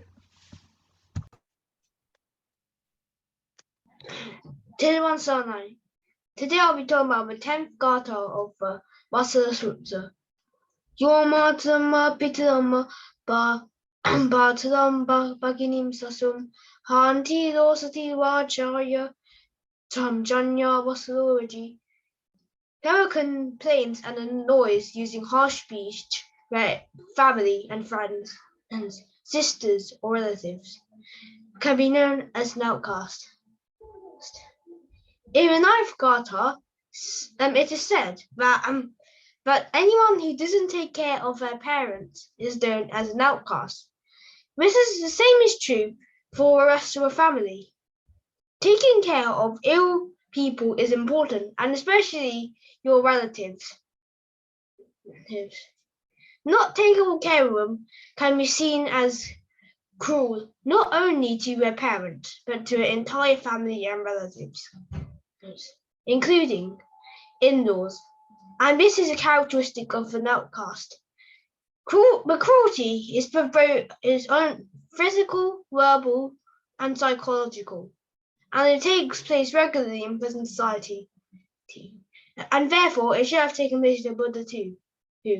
Because of this, Buddha has named this characteristic as being an outcast. Tiruan Sama. Thank you, Sachitaya. Yo mataranwa pitaranwa bahataran baginin sasum hanti roseti wachaya tanjanya vasalo iti.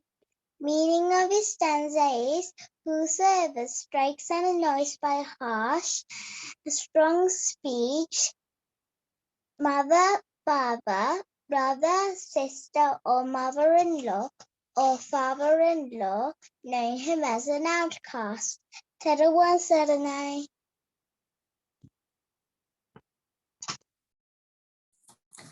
Thank you, Trinity Nangi. Yo matram va pitaram va vatram baginim sasum hati roseti vachaya damjanya vasaloti. The meaning of this Gatha is, whoever strikes and annoys by harsh speech, mother, father, brother, sister, or any relatives, know him as an outcast. Know him or her as an outcast. Having stated the neglecting the care of one's parents is a characteristic of an outcast in the preceding verse, the Buddha now it's cruelly not only to one's parents, but also to one's brothers, sisters, and other relatives, including one in-laws, as a characteristic of an outcast. The cruelty, which can be both physical or verbal, takes place in the present society and must have taken place during the days of the Buddha, for the Buddha to name it as a characteristic of an outcast. Thank you for listening, Taran Sarnai.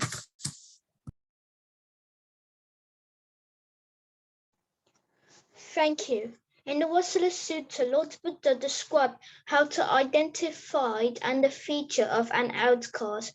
Today we are learning the 10th gātha of your Hantiwanwa Pitawanwa. It says, whosoever strikes and annoys by harsh speech, mother, father, brother, sister, or mother-in-law or father-in-law, know him as an outcast. Further, if everyone abuses and hurts one's mother, father, brother, sister, or relatives by harsh speech, describe him as an outcast. We all born in this world because of our parents. They give us the birth and we grow up with our family, includes our brothers, sisters, and other relatives. We share all our happenings with them. It may be happiness or sorrow. So when we grown up, we forget all the past and abuse and hurt him. It is an unexpected. We need to look after them and need to maintain good relationship. If anyone not doing these kinds of activity, we need to identify him as an outcast. So Lord Buddha taught us to look after our parents, brothers, sister, and other relatives. Thank you so much.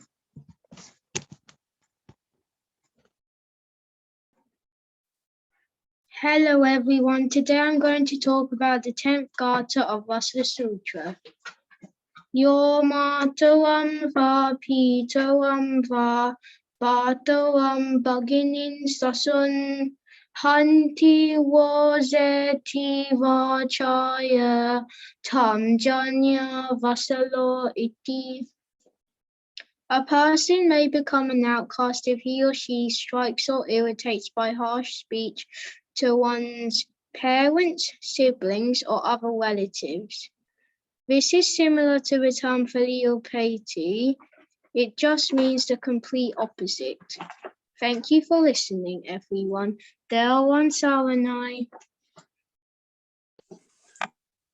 Potu Saranai. Yo mataram va pitaram va bhataram bhaginin sasun hantiro seti vachaya tanjanya vasalo iti. යමෙකු තම දෙමව්පියන්ට සහෝදර සහෝදරියන්ට ඥාතීන්ට තවහා සිතින් බැනවීද දඳු මුගුරු වලින් පහර දෙයිද ඔහු වසල යෙකු වේ. තෙරුවන් සරණයි.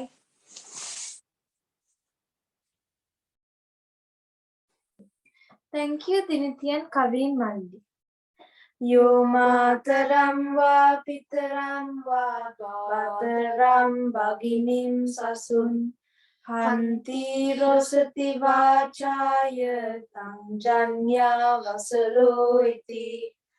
Despite the circumstances, if one speaks to their friends and family in a harsh manner and verbally abuses them with harsh and hurtful things, then they will be an outcast.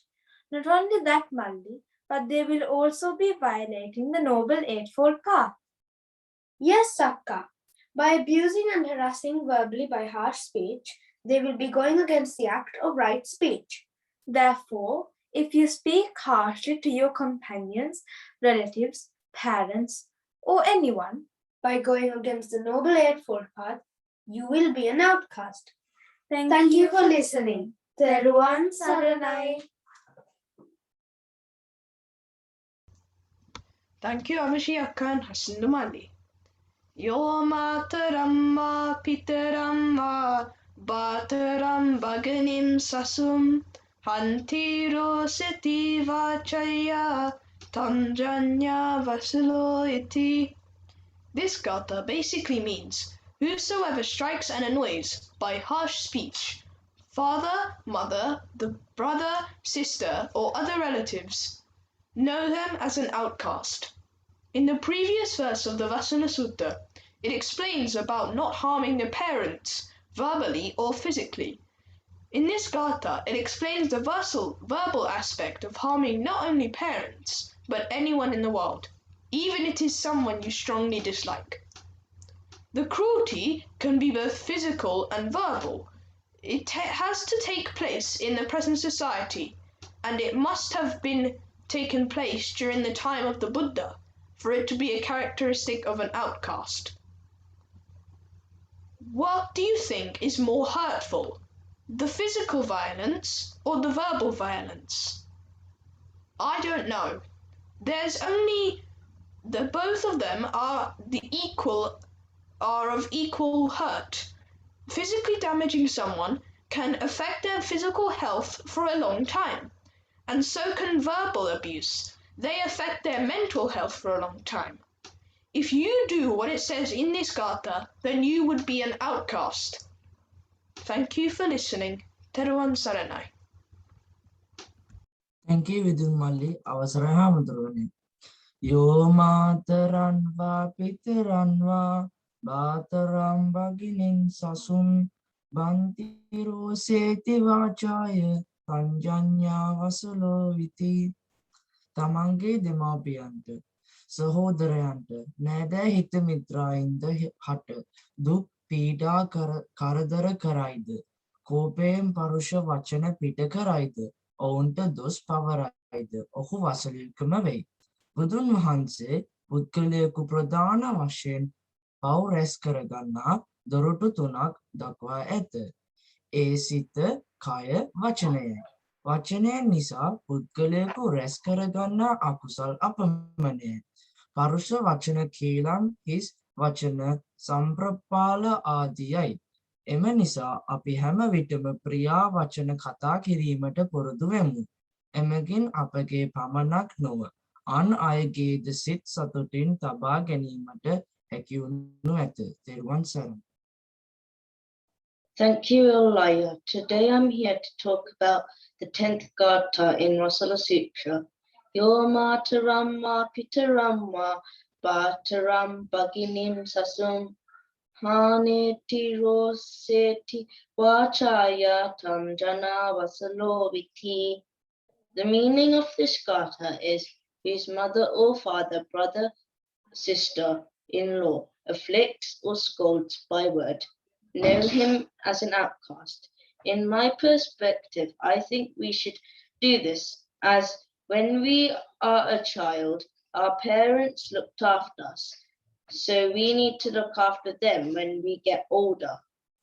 As they were our first teachers, gave us the knowledge and gifted us and guided us to the nirvana, this is why we must respect our mother and father-in-law. Our parents guided us to the best possible answer, but not the easiest. No matter how hard the goal is, our parents will help us for the better future. So this is why we shouldn't hurt our parents' feelings mentally and verbally. Thank you for listening. Saranang Saranai. Good.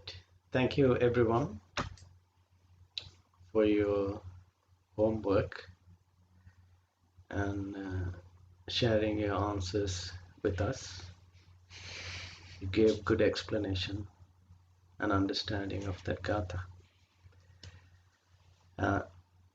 It's again a really important gatha because it's directly related to your parents, sisters, brothers, and relatives, the immediate family.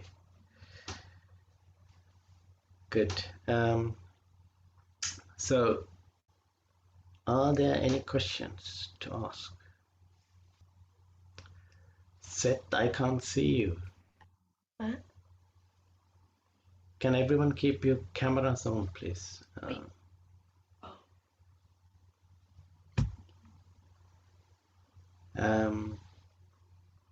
Anyone got a question, Avishi? No? Okay. Right. So let us talk about what we discussed last week.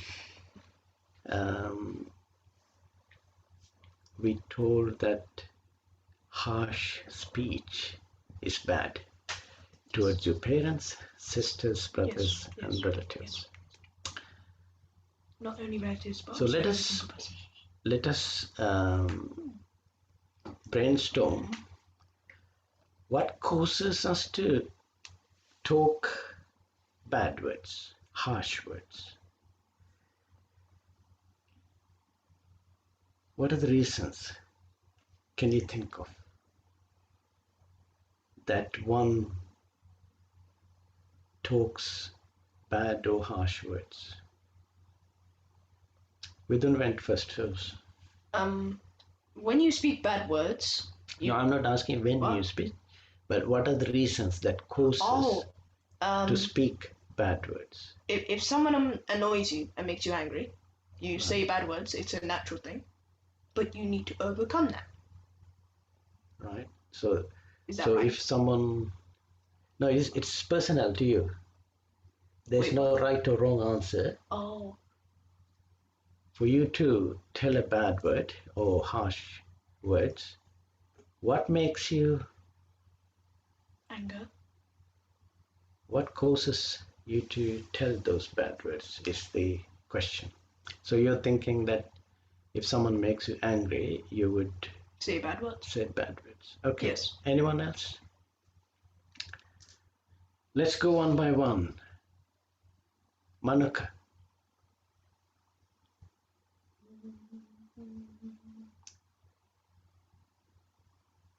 What causes you to say bad words?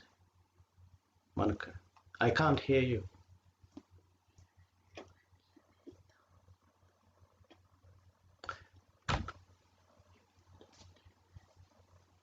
I can't hear you, Manuka. You have to unmute. I would normally say harsh words when I get angry. Angry. Okay, good. Thank you. Avishan Hasinda. What causes you to say harsh words? If you say harsh words at all.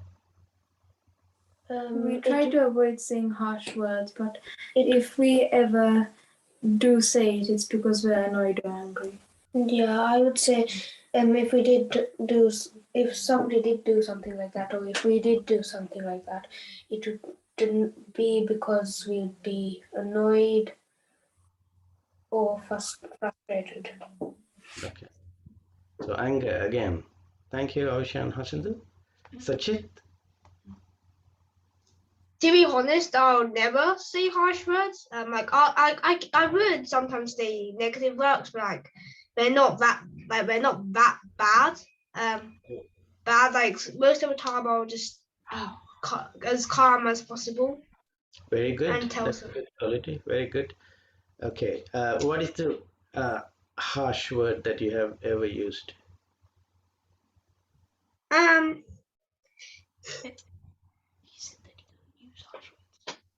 I'm like I try to avoid saying it. I used to say like harsh words.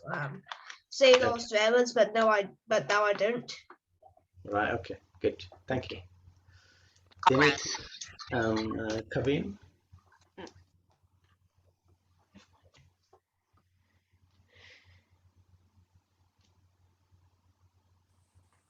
Maybe if like someone tells you to do something and if you don't want to do it, you might get really angry.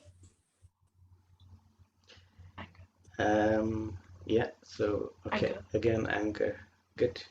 Main reasons anger. Thank you, Kavin. Viral. For me, would be anger as well. Again, anger. There's no other reason you would say someone Annoyance. a harsh word.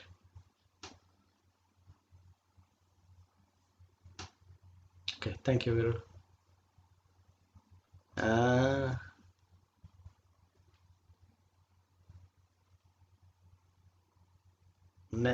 Sorry. Chanadi.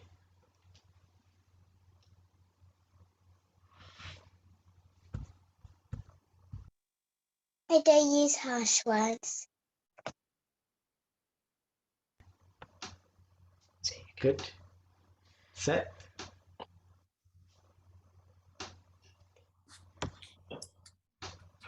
I'd say the same as Chanadi. Okay. Thank you. Rayon? So I have a single. So I restarted and I didn't hear you talk. So and the signal restarted. So I used it in my phone. He said that he couldn't hear because the signal stopped.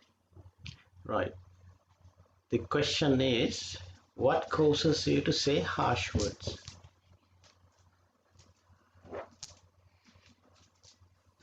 What are the reasons?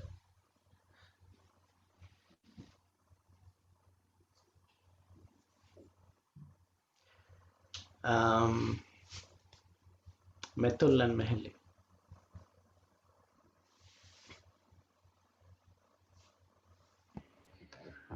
So I think sometimes I say harsh words when people are being so rude to, so mean and rude to me.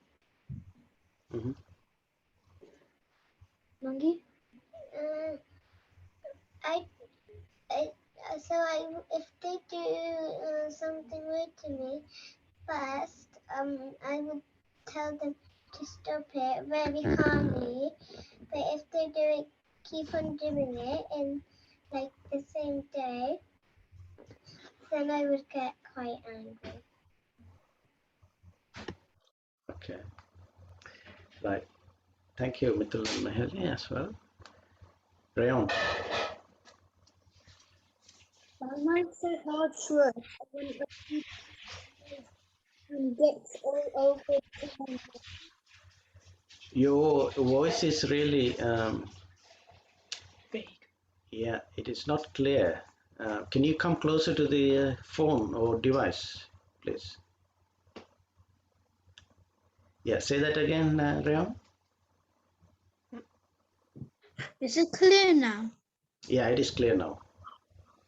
I might be angry when someone annoys me and gets all over on my mind. Right. Okay.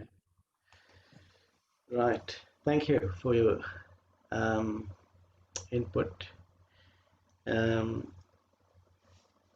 So, Chanadi said that you never say harsh words. How do you control that, Chanadi? By relaxing my mind. How do you relax your mind? By reading a book or coloring. Right. Good. Well done. And Seth said the same thing. Seth, how do you control your not to say harsh words? My anger is just by thinking of something else, like something nice or good, instead of just focusing more on the bad situation. And then another answer to the previous question was sometimes if you do bad at something and you're angry with yourself, and that allows you to say be harsh on yourself and say bad words to yourself. So that's my answer to the previous question. Okay. Right. Okay. So, Vidun. I'm not saying that anyone would do this ever, but if they were a complete outcast, then they would say bad words for no reason. They'll just say it all around where they go. They're just spreading hatred everywhere just because they're saying bad words all the time. Yeah, okay. Yeah, but that is someone else you're talking about. I'm asking about yourself. Hmm? What are the reasons that causes you to say bad words? So the common answer was anger again. I thought you said anyone in general, that's why. Yeah. the common answer was anger. Yeah. So how we talked last week as well how to control anger. Can someone quickly refresh our minds how to control anger and not to say these harsh words or not to react to the situation? Yes, Sachin? Like doing something calming, like reading the book or meditating or chanting or or something that will keep you relaxed. Yeah. Okay. I can't read that. Okay. Good. I was expecting a different answer actually. So how do you control your anger immediately, like Sakra did? Like if I was to control my anger, like really, like I'll try to I'll try and do breathing, and those sorts of activities immediately, like breathing, counting to 10. Right. Thank It'll you. just release my anger. Good. Thank you. Wisdom. The Sakriya did a method called loving kindness meditation. So they spread loving kindness around their body to stop the anger from channeling around their body. How did he treat the angry thoughts? But when an angry thought came to him, how did he treat it?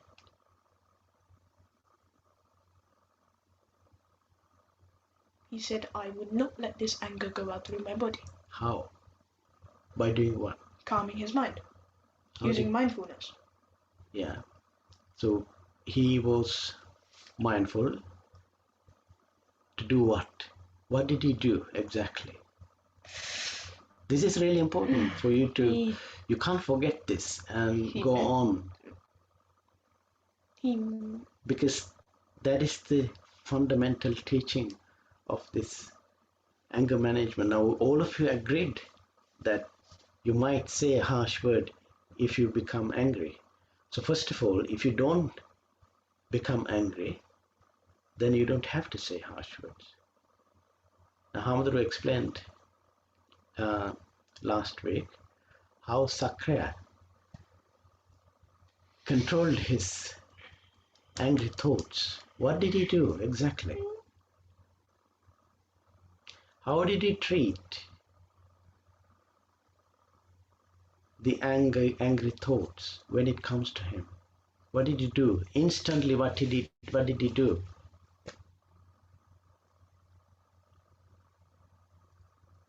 Remember the story that Hamadru said? Imagine that you have a worm on your face. If you have an ugly worm on your face, what do? You put it away. Yeah. You take it out, throw it away as quickly as possible. Oh. Yeah, with them?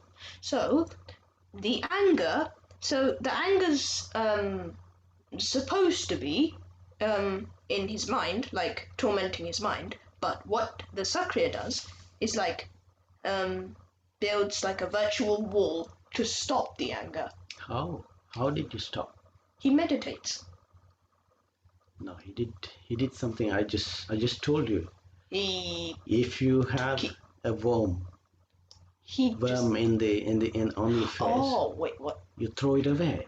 He ignored it. So he ignored it. He just forgot about it immediately.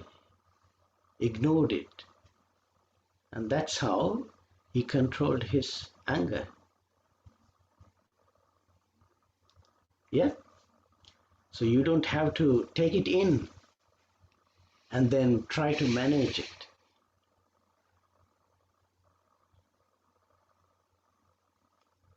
So just throw it.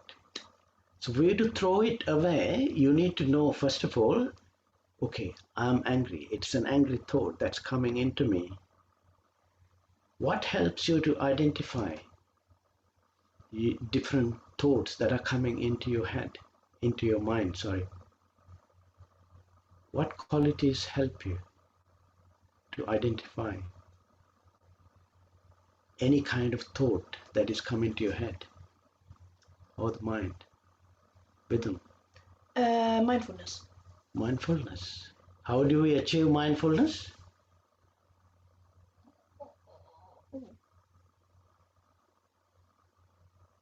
Yeah, with them.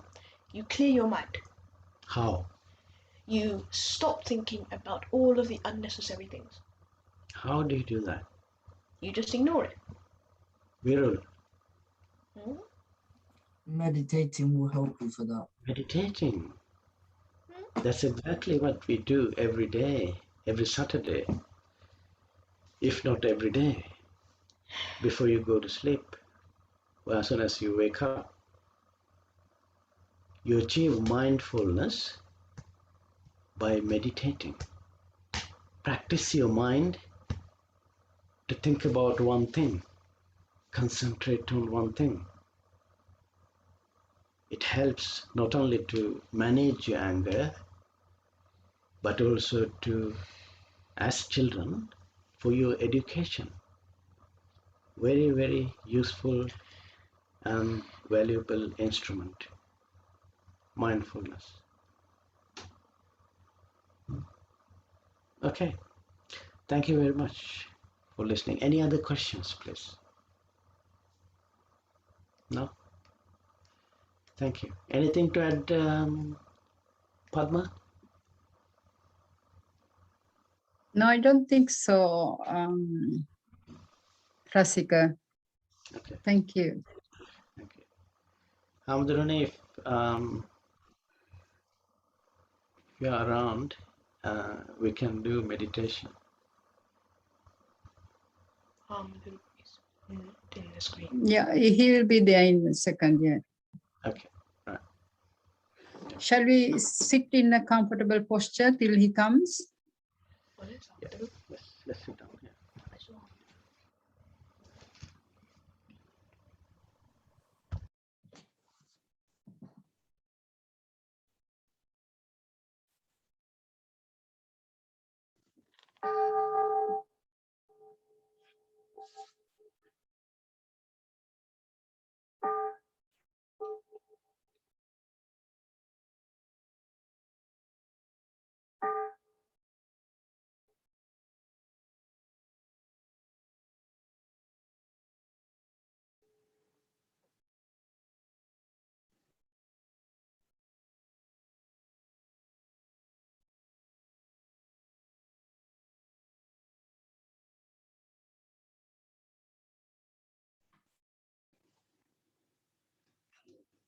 Close your eyes gently and get ready for the meditation. Bhante will be here shortly.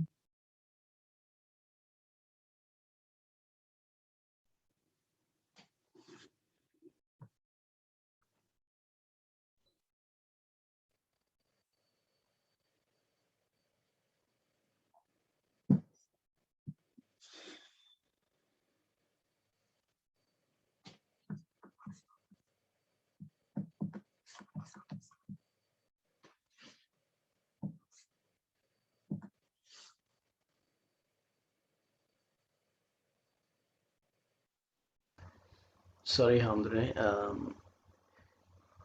We finished the questions and answers. If you have any feedback, Hamdurani, please. Sorry, thank you. Thank you for starting the meditation, Padmanona, and Rasikaya for doing the discussion with the children. I really enjoy how they identify their emotions. That is what we call mindfulness.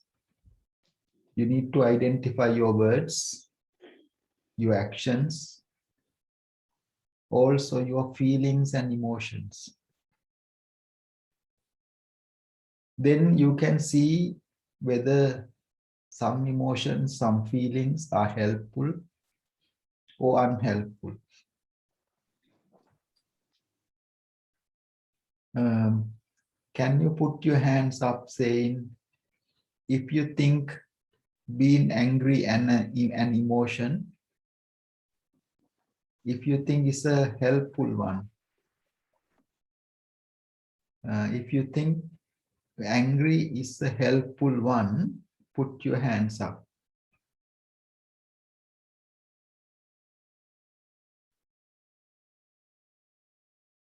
If you think anger is not helpful, put your hands up.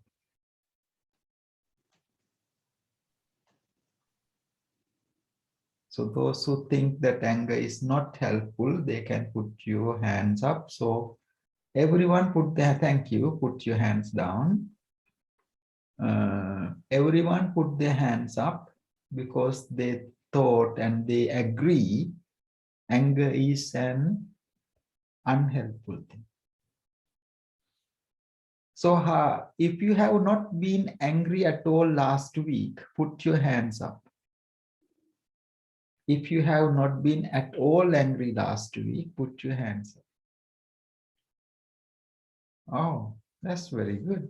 Because you now put your practice, you understand that is not thank you. So you have not been angry for last week, 7 days. So thank you, Meheli. Now put your hands up. You have been not angry for last 2 weeks, 14 days. Last 14 days, you have not been angry.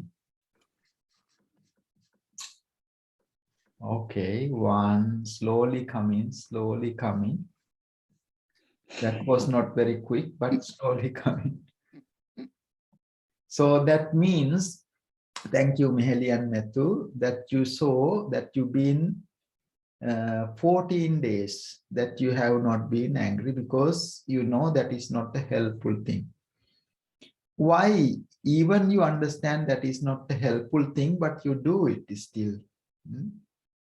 Why it happens? You know that is bad. Why it happens? Can anyone give me an answer why it happens? You know anger is bad, anger is not helpful. Yes, Vidun, why it happens? Anger happens naturally because it's a feeling that you get after someone or something has provoked you or annoyed you or made you like feel negative. So for example, if you were getting bullied or something, that would make you angry because they're telling or like physically affecting your health by doing things that you do not like. Was there anything else instead of getting angry you could have done? You could have stopped that anger, like what the Sakya did, and you could have told the bullies to stop. Like, it would be the most obvious. Why didn't you choose those things instead of getting angry? Because anger is like the more, for normal people, anger is like the more chosen sort of like emotion you get after being how do you say it, toyed around like that. Good. Thank you, Vidun. About my question was, if you know it is bad and you've been trying not to make it, but it happens. My question was, why it happens? If you know it is bad and it is not helpful. So the Vidun said, because it is an emotion, it naturally happens. I don't agree fully. Yes, it has a part of, it is an emotion, emotions naturally happens, but why it has been repeatedly happening in you? Why you are not really stopping it? Yes, Hasindu.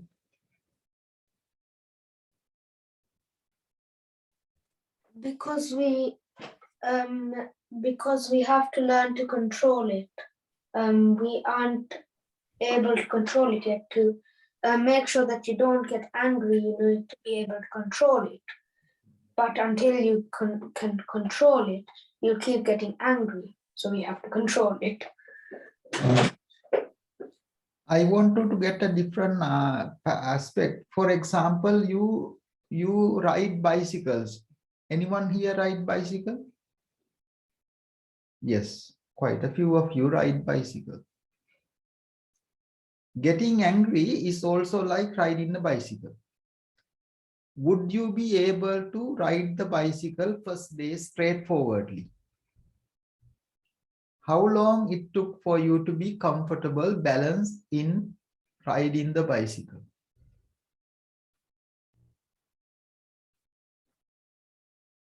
If you become, yes, Seth, how long did it take to you?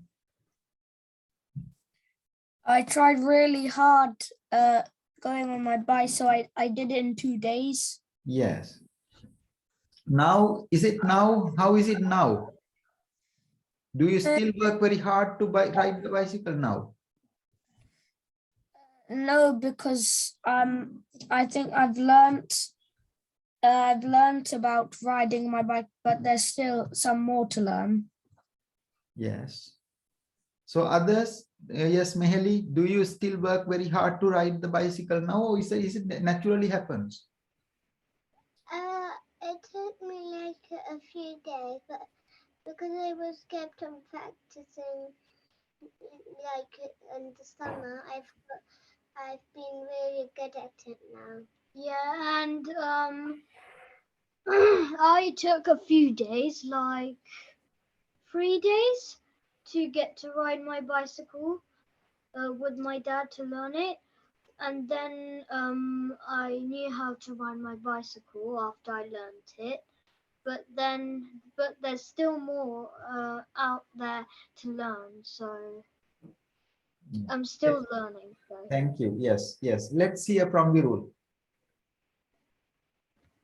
I used to, I lived in Sri Lanka for 4 years with my grandparents, without my parents, and I took a long time to learn how to ride a bike. There was a maid coming to our house every week, every Saturday, Sunday, and do like the cleaning of the house and stuff. She taught me how to ride the bike. So I had 2 extra wheels, and then for like 1 week, I had 2 extra wheels, and then after like 2 weeks, I took it off, and then I tried to ride it with 3 wheels, and then somehow after I kept doing it like every day after school, I learned it thanks to her, and then I took it off. Now I just ride it normally. It's natural. Yeah. So I took a long time. Yeah. But now you were given a good example. How do you now do it? Why? What makes you now do it naturally? Because I kind of want to get taller. Because my dad says I'm a bit small for my age, and I kind of that's why I ride my bike. Okay. Let's hear from Vidun. After practicing for a very long time, to ride the bike, your brain does something called muscle memory. So exactly. That is what I wanted to hear. When you do something repeatedly, you become master into it. And you do it naturally. So the anger is like that. From the very young age, slowly, repeatedly, you do things that's called habits. So you are now doing things habitually. It's not just an emotion now, it is just an habit now. Habits are very, very bad. Because why those habits comes in? You have been doing it quite often. When you do it again and again, like you are riding bicycle, it naturally happens. Who do not agree with me The anger in you now is a habit. If you agree with me, just put your hands. It's a habit. It happens because it's a habit. Yeah, Seth, you want to say something? Thank you, everyone, for putting the hands up. Like you can relate to anger in a lot of ways. So if you want to learn something, and then you do it for like a long time, practicing and practicing, it develops in your brain like muscle memory. Yes. As Vidin said, it's like stored into your mind, and if you were to do it, it would be really easy because it's in your mind and you know how to do it out of all the practice, and then it's in your mind, so then you can do it. So for example, if you do not ride a bicycle for 10-15 years, would that be easy to start with, or you would be slightly struggling to start with? You'd slightly struggle. Yes. Keep on practicing, then you'll be as good as you were before. So that would happen the same. If you keep kind of getting angry, that becomes habit. Yeah, let's hear from Vidun. There is one exception, because Buddha was never angry. Yes. Because like he was a very special person, so he could not get angry. Yes. Because he did not practice anger. He practiced loving kindness. Makes sense. You know, what we do is what we practice. You know, the bad thing is not making a habit. Bad thing is you are doing it repeatedly. If you do the same mistake again and again, saying that it just slipped, it just happened, then that's very bad, isn't it? Hasindu and Avishi want to say something? Okay. So what you need to do is to, if you are getting again and again angry, just to notice it has no longer an emotion, it has now become a habit. What will be the next thing after habit? First is an emotion, the second it becomes a habit. How it will grow it later on? Yes, Vidun? It will then become an addiction. Well done. That's the word. It will become an addiction. What is the nature of an addiction? Addictions, they're specifically designed to make you keep on doing it. So like a habit, but it's just more frequent.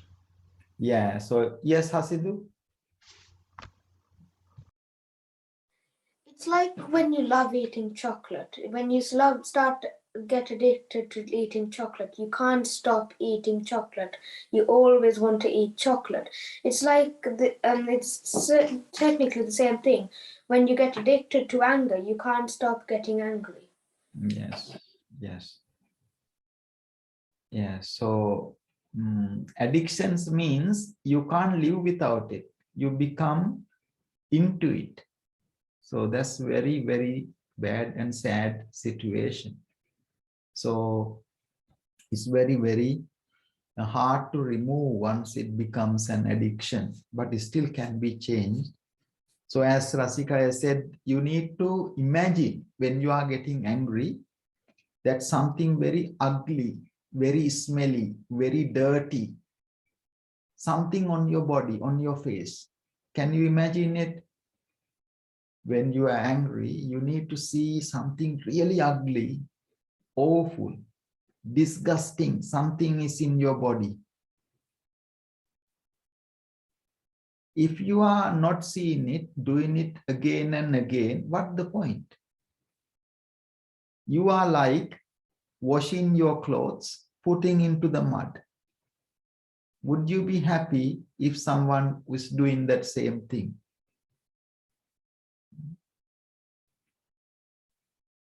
So, as Dhamma school children, you need to first control it, but the best thing is to eliminate it, stop it. Otherwise, even though it is small or simple, it's like you are learning to ride the bicycle. It will happen naturally in your life. So that's very good. Thank you for staying that long in this conversation. Yes, Seth, you can. We'll do a few minutes. Any other questions? No?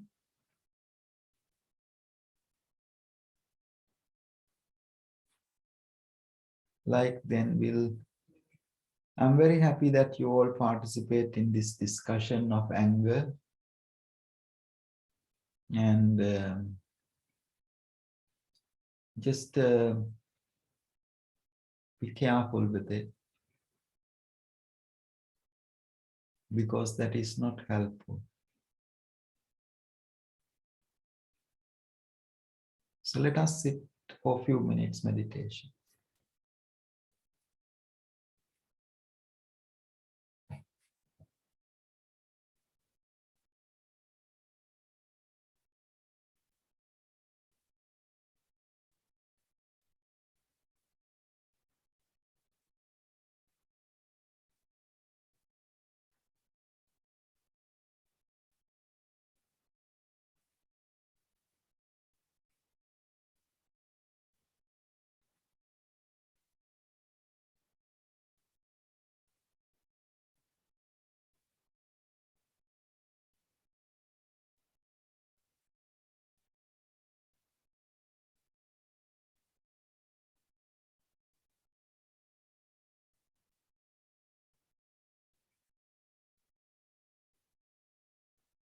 Letting your body relax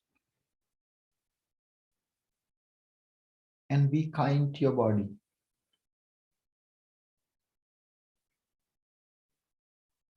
Be kind to your mind.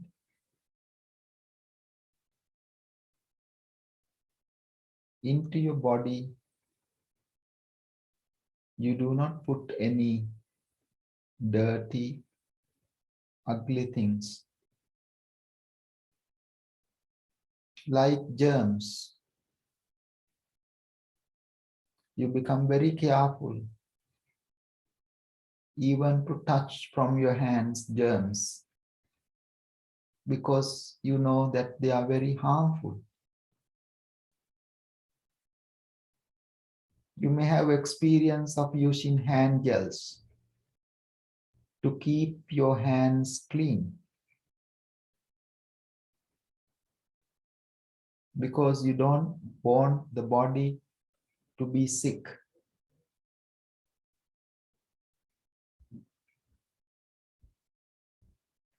You may have experience of wearing mask.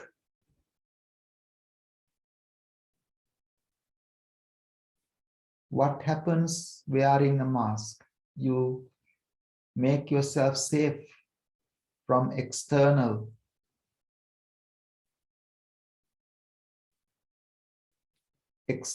viruses. Somebody may try to annoy you, but if you have the mask, you don't take the virus in. You clear the virus and take only the oxygen because of the mask. So whatever other people will kind of wind you up, make you angry, but you can, so like the mask, clear that and let that back in the outside, not take in. You should not put something onto your body that is not helpful.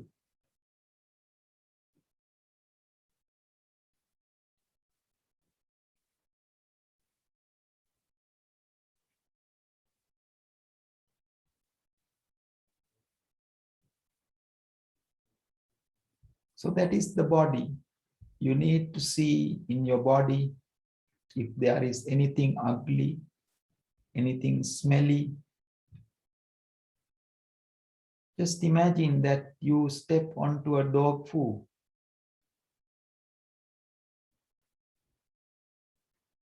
It is very much like anger and jealous put into your mind. You are stepping onto a dog food.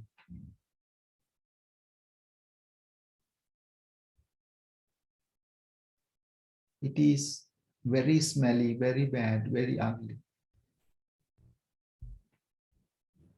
Next time, you would be very careful when you are walking because you don't want it to happen again. If you are stepping again and again on the dog food, then you are not doing something right. You got to think the same way, the anger and other emotions. If that is not helpful, you got to be careful. That what makes you angry, you are not stepping onto it.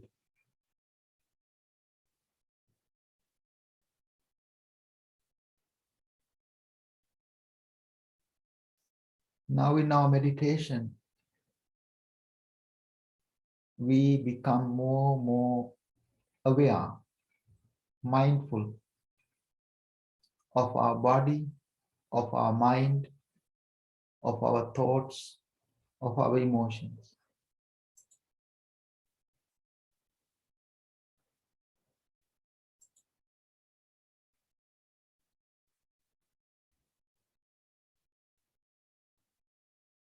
Now let us take a gentle breath slowly in.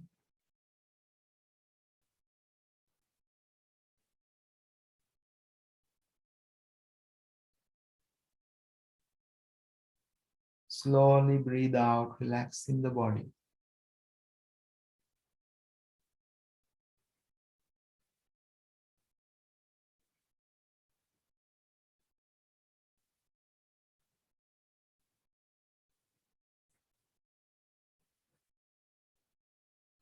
Learn to calm, slow.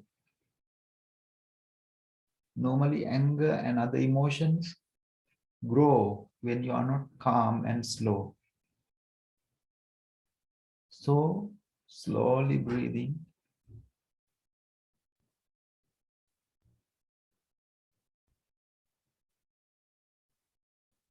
Slowly breathe out.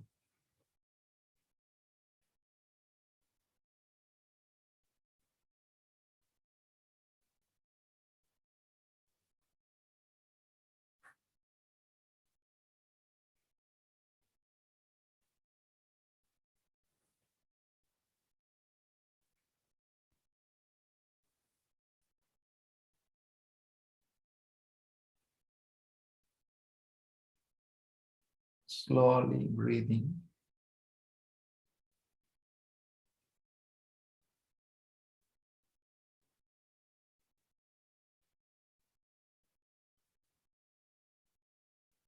Slowly breathe out.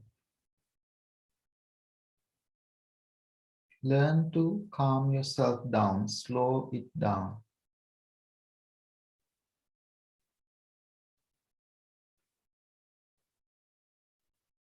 Take a very gentle, slow breath in.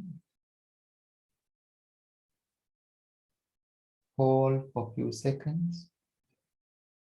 Very kindly, not making yourself strong and harsh. Slowly breathe out.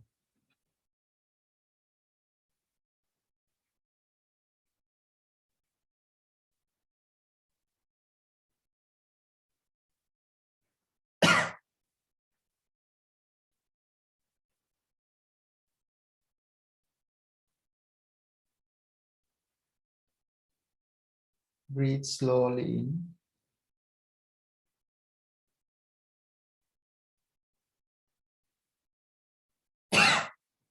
Breathe slowly out.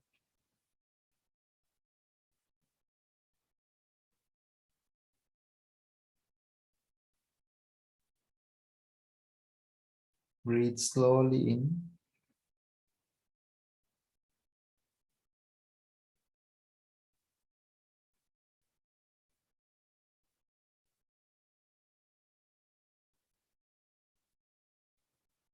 Breathe slowly out.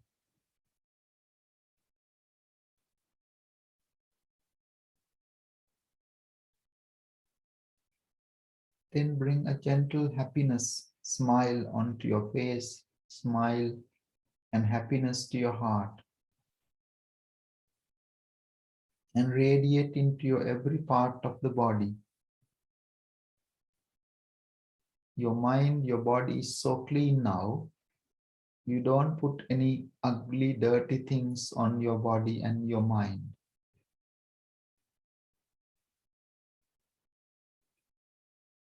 You look after that very carefully.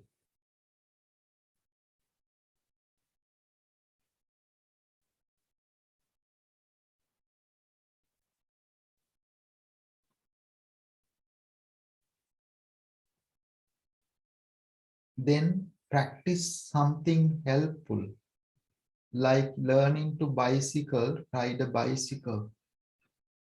Instead of practicing the wrong thing, practice the right thing. That is loving kindness, metta, maitri. All the time, repeatedly say those things so that you practice it and you would not let the negative things to happen. Naturally, the loving kindness comes. Nobody even can come any nearer to harm you, bully you, upset you, make you angry, because your practice of loving kindness is so strong. Practice of loving kindness is weak, then anybody can wind you up, anybody can upset you, anybody can harm you, hurt you, because you haven't practiced loving kindness enough. Loving kindness is a protection. It's like a mask you wear. It's like the hand sanitizers you use.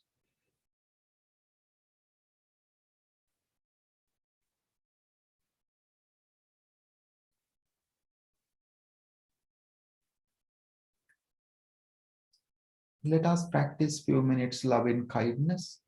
Repeat this in your mind. May I be well.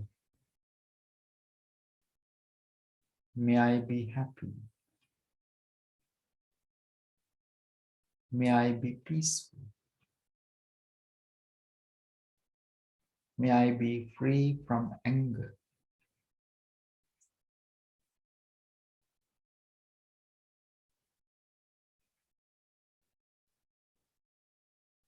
May I be free from hatred.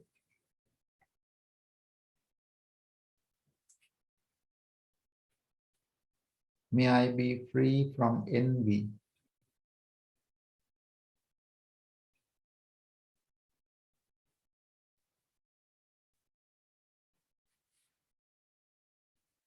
May I be free from suffering.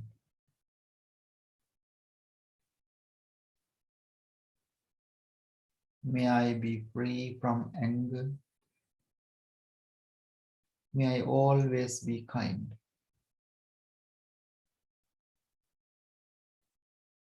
As I am, may all be well. May all be happy. May all be peaceful. Even though they do something that makes me upset, but I still do not react with anger. I send them loving kindness. May they be well.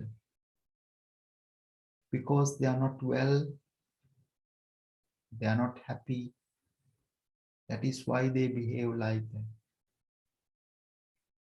So I send them enough loving kindness. May they be well. May they be happy.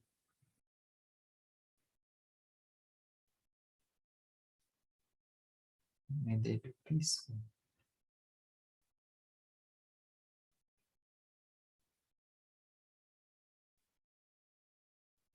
Every time you get angry, you get upset, bring up your loving kindness. Make it a habit. Let it grow. And then extend it to the whole world. May all beings. May all beings be happy. Be free from anger.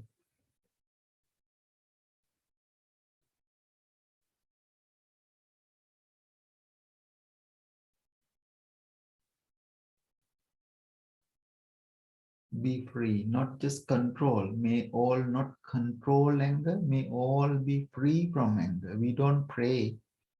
We don't do the loving kindness to say, may all be able to control the anger. No, we say, may all be free from anger. Siyalu satteo taraha netto vetwa misak. We don't say, සියලු සත්‍යෝ තරහ පාලනය කරගන්න පුළුවන් වෙත්වා කියන්නේ. අපි කියන්නේ නිතරම සියලු සත්‍යෝ තරහ නැත්තෝ වෙත්වා, වෛර නැත්තෝ වෙත්වා. May all be free from anger, free from hatred. We don't say that may all be able to control the anger. Control is still very, very primitive thing. To make you free from it is the most important meditation.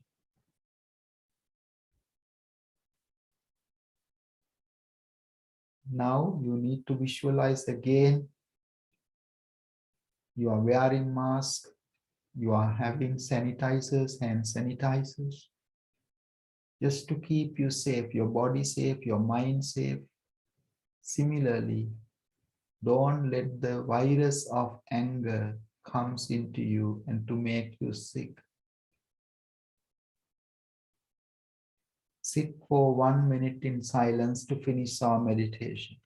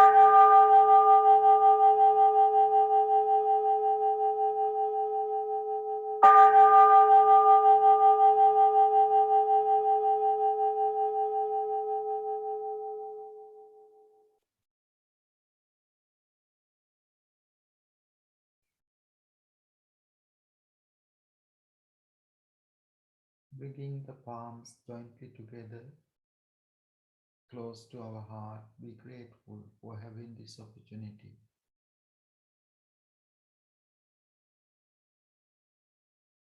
And let us share our gratitude together by saying 3 times. Sadhu.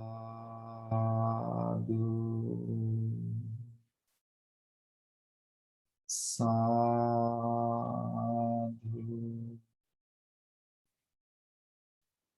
sadhu.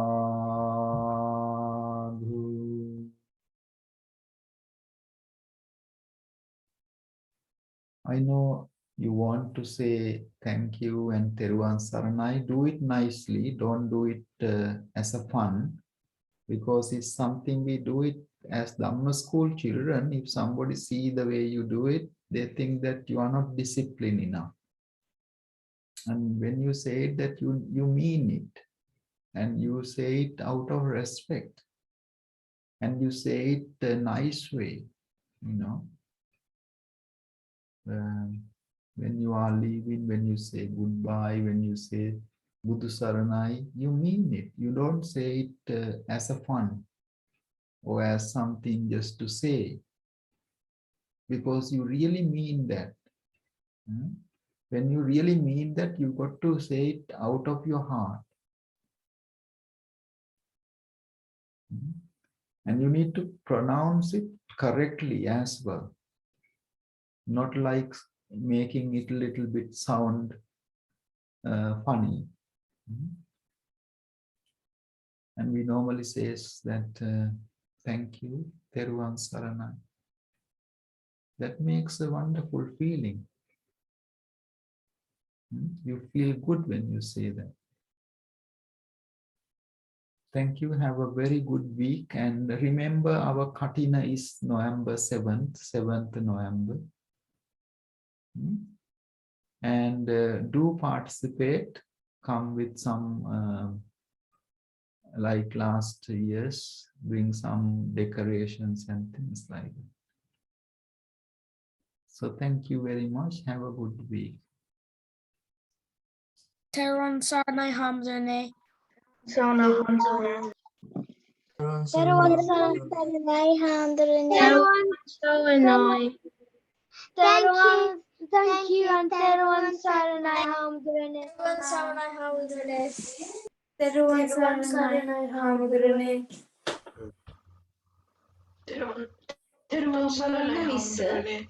October 20 රසනේ. තව තියෙනවා.